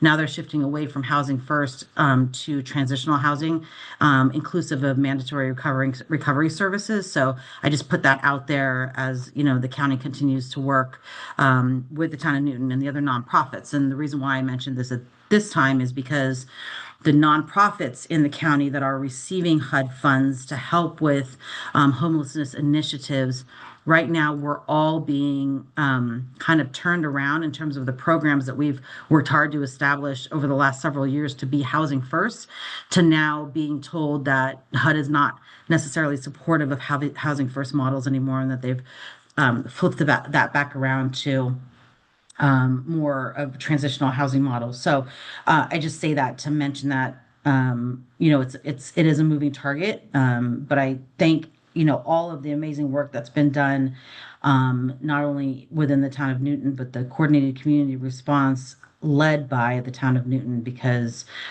while those that are still with us might be listening, it might not sound like a lot of numbers, particularly when you compare it perhaps to some of the bigger cities throughout the state. But as Barry so eloquently said, we have changed and saved lives, and now in the lives of not only Newton residents, but those that are our neighbors throughout Sussex County. And that these numbers, might not seem large. They're large for the population per capita of those that are housing insecure in our community.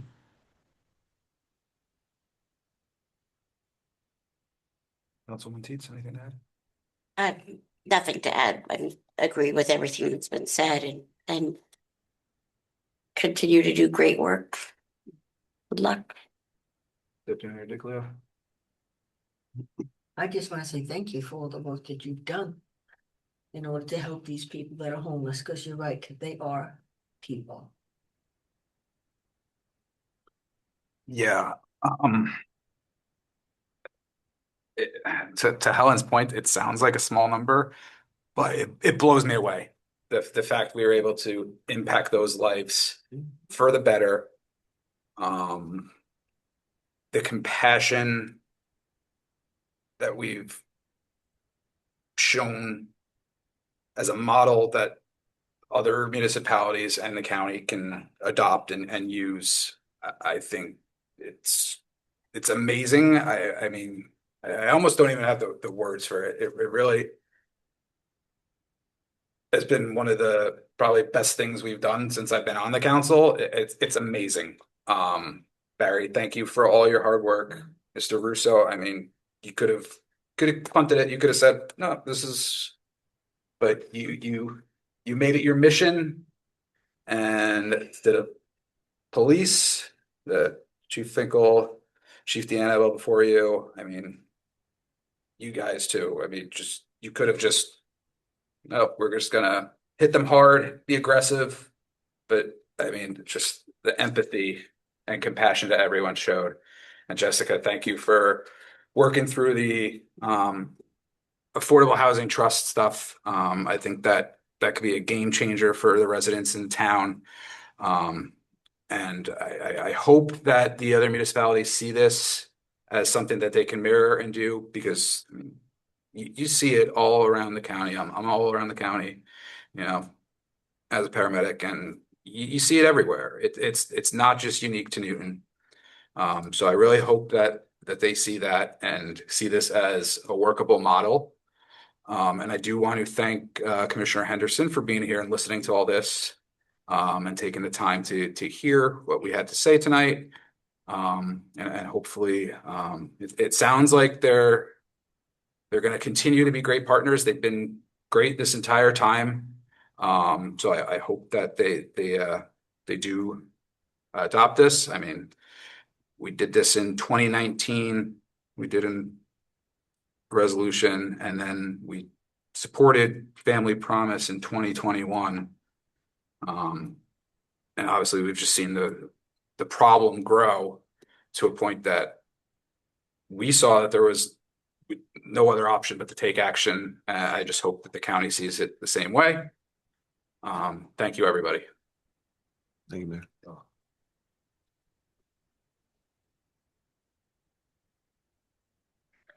Just need a motion to. All right. I'll offer the consent agenda as presented. I think that's where we're at. No other discussion. I'll second the consent agenda as. I have a motion from Councilman LaFois, a second from Councilwoman Teets. Roll call. Mr. Coos, Abstaining from check number 16245. Yes, otherwise. Mrs. Diglio, Yes. Mrs. Flaw, Yes. Mrs. Teets, Yes. Mayor Dixon. Yes. All right. Thanks.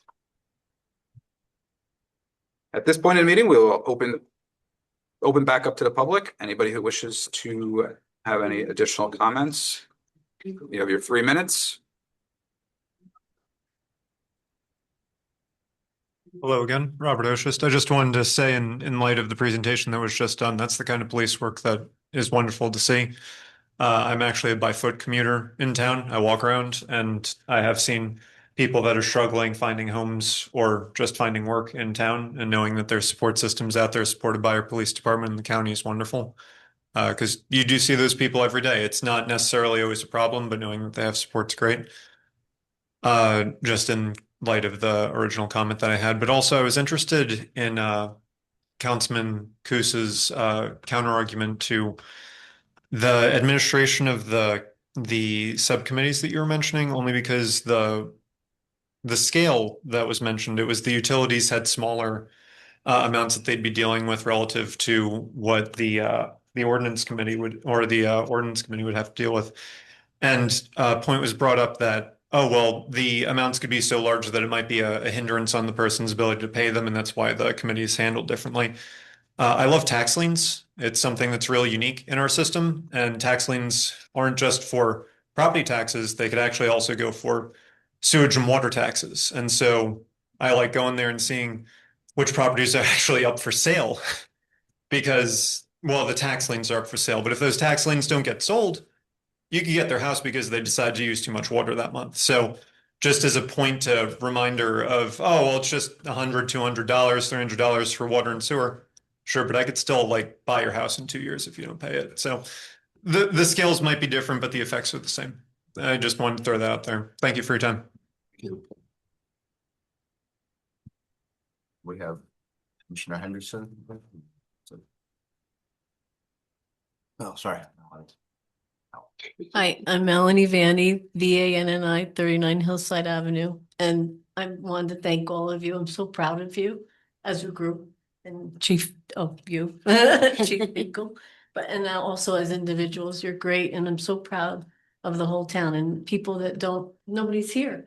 Nobody hears all that you're doing, and like I like to get the word out. And I did work with the homeless years ago when they would go from church to church, Sandy, and they are individuals, like you said, and it's wonderful what everybody's doing, and it needs to be made more public. But you go from honoring the senior of the year to dealing with homeless and the county, and then I'm here to say thank you from for letting me keep the rooster, Darius, which is, seems, I expect Barney Fife to come through the door any minute, but it seems so minuscule, but it means a lot. And I want to say thank you for your time with that as well.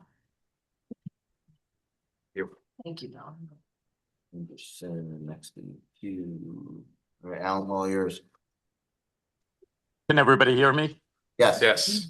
I'd just like to say thank you to the entire task force. Obviously, we knew we There was an issue there in the center of Newton. I'm glad the team come together. I can't thank you enough. I agree with everything everybody had said. These are residents of our community. I think we need to take care of them as well, get them help, and see if we can get them on their feet and back in lifestyle. And I'd just like to commend all of you. I look forward to the conversation with my fellow commissioners regarding your resolution and hopefully moving it forward. Commissioner Henderson, while we have you, if you think it would be helpful to have the mayor or someone from the governing body or Mr. Russo or Barry or all of the cast of characters come to a meeting to further discuss that, I hope that you'll let us know, because there may be questions that come up and might be some additional information that we can provide. I agree 100%, but I think if we could meet prior to that, I think that would work better, where we can sit down with two of us and just talk about it. So we kind of explain everything to the rest of the commissioner board. But absolutely, I think that's a great idea.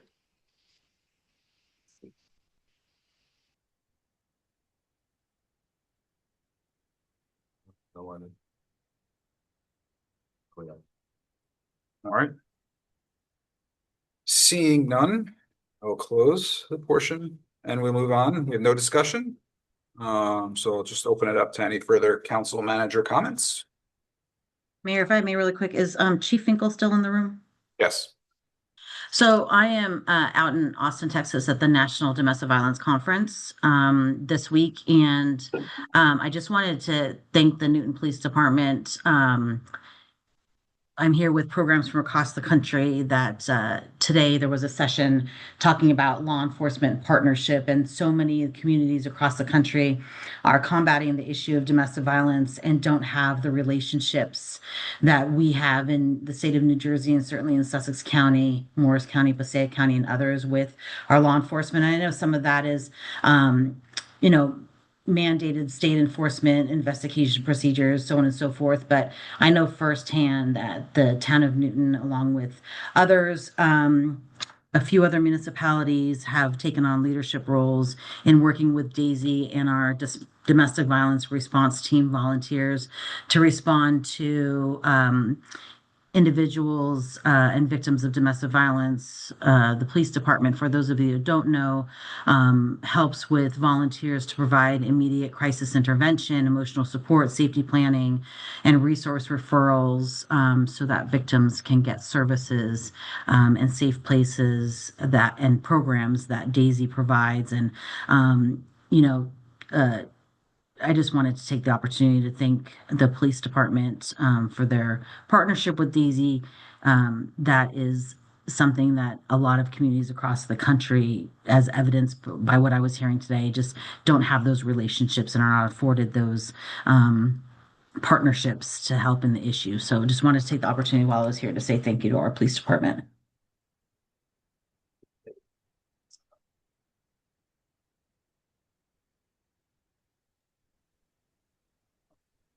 Anything else from anyone else? All right. Sorry. In recognizing the conversations that we had with respect to the county taking the torch for future homelessness endeavors, I don't necessarily think that the town of Newton is going to be entirely off the hook, and certainly think that there may be an opportunity for us to still have a reserve and potentially explore the municipal homelessness trust fund. So not necessarily this evening, but perhaps at our next council meeting, maybe a discussion about such a trust fund's establishment. I don't disagree. And I guess a question for you, Mayor, and for Mr. Russo. Maybe in the near future, we can have the police department discuss the cameras that were mentioned earlier and give a presentation on. Well, I think Dan can jump into it now because a lot of the cameras we don't discuss publicly really, but so Dan could mention something tonight. Yeah, absolutely. Thanks for the opportunity to speak briefly about it. And thank you to the gentleman that had come in tonight to raise it as a point of discussion. You're right. I mean, operational security details where we don't get into in a public forum in terms of device locations, capabilities, et cetera. You know, particulars about particular devices. Those are operationally sensitive for us. And so unfortunately, I'm not gonna be able to get into that in a public way, but I do want to just take the opportunity to say that that I appreciate that point being raised and the discussion being raised. I too am very sensitive to privacy issues and constitutional issues. In fact, like everyone here, I'm sworn to uphold the Constitution. I take that really seriously. So I believe that this is a discussion that should be taking place in public forums. We should be talking about the ramifications of these privacy things, how technology is affecting everything. I really believe that. I think all Americans should know what's being done and the capabilities of these things. So I'm totally in favor of the discussion in that regard.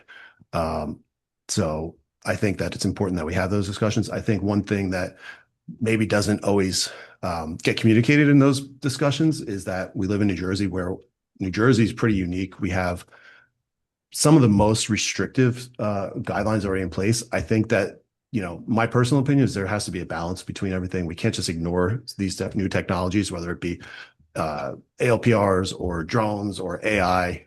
We have to recognize it and use it appropriately, but it does have to have guidelines on it. It can't just be, you know, carte blanche. And I believe that. So in New Jersey, you know, I'm the chief law enforcement officer in Newton, but I'm still bound by the chief law enforcement officer of the state, which is the attorney general. And the attorney general dictates to all law enforcement officers within the state guidelines. And in particular, they have guidelines about what can be done with ALPR's technology, when it can be used, and what the guidelines are. And we're probably one of the states that has the most comprehensive guidelines about its use. Some places I think don't have any. So I'm glad that we have those things in place, and they have, you know, dictated not only to us when it's appropriate to be used, just like running license plates and things like that. That's not unrestricted to law enforcement. You have to have a particular reason to do it, and have to meet a particular legal threshold to do those things. Same thing applies with ALPRs. You can't just go run your neighbor, you know, run your girlfriend, those type of things. Certainly penalties are in place for that with discipline, you know, you know, up to being arrested if it was certain, you know, situations. Those are guidelines that are in place in New Jersey that probably aren't in most places around the country. We also have audit logs where every single time that law enforcement does access an ALPR record, and this is across the state through the state network, it's documented who did it, when they did it, and they have to enter a justification, a case number relating back to you know, the criminal investigation that they're doing. So those things are in place in New Jersey. We're audited. All law enforcement officer or law enforcement agencies in the state are audited periodically, and have to submit all the audit records to the state for oversight purposes of, you know, random selection of records to make sure that those things are being complied with. And we have to report anytime that there is some type of crazy, you know, deviation from that policy. That's reportable. Officers are subject to discipline if that should ever happen. So in general, I think that, you know, there does have to be a balance. You can't just ignore it. I have spent many years as a police officer, not only here or out on patrol, but in detective bureau working on criminal investigations that have real victims of crime that happen here in Newton. We do have crime that happens all over the state. We're not immune to it. And when you work with victims of crime, you kind of realize that, you know, we do have to also use those tools when they are appropriate to make sure that we're doing the right thing by those victims. So I've seen it, you know, not only here in Newton, but elsewhere in the state where, you know, those technology tools that are available to or do solve crime, and they do bring justice to the victims. I see a lot of similarity between this conversation about ALPRs and all the other technologies like AI and things. I see it like we've talked about with DNA even. You know, talk about something that's very intrusive. The exact, you know, the molecules of who you are as a human being. Although that's something incredibly intrusive and personal to each individual, and you should have privacy rights. There are times when DNA does come into play in a criminal investigation. Look at the case that just happened up in Vernon, where they closed a homicide case from decades ago and brought justice to the family of that victim by using those technologies. But again, it's not something that can just be used haphazardly. It has to have guidelines in it, and we don't go around and abuse that. We use it when it's appropriate and it's ethically and legally justifiable. So I'm sympathetic to all those concerns. I agree with the concerns. I believe that there needs to be a balance, and I certainly would not tolerate any type of unethical behavior or uses of those things. I think those things are important to be respected, but also to be used appropriately when it's available for those type of things. So thank you for bringing that up for conversation. I'm glad that this is something that is a topic of conversation across the country. And it's something that we should continue to discuss as Americans. Have ALPRs on their own property. Private companies can have that on their own property. It's not something I'm, going to go around, nor I would go to somebody's house and say, hey, your camera is this or that. That's something, but yes, they can have it. They can have cameras and ALPRs and drones and all those things. So yes. So I hope that sheds a little bit of light on our position. I appreciate Thank you. it. Yeah. Did not want to ignore a public comment or No, address no, the and public again, I comment, so. don't want to speak out of turn, but being invited, I'm glad to share at least those thoughts and my position on it. Again, I wish we could always give every bit of detail that's sought, but we have to also measure that with operational security, the security of our officers and the victims and everybody involved. So, but thank you for the opportunity to speak on it a little bit. Thank you. Thank you. Thanks. Anything else? No? Thank you.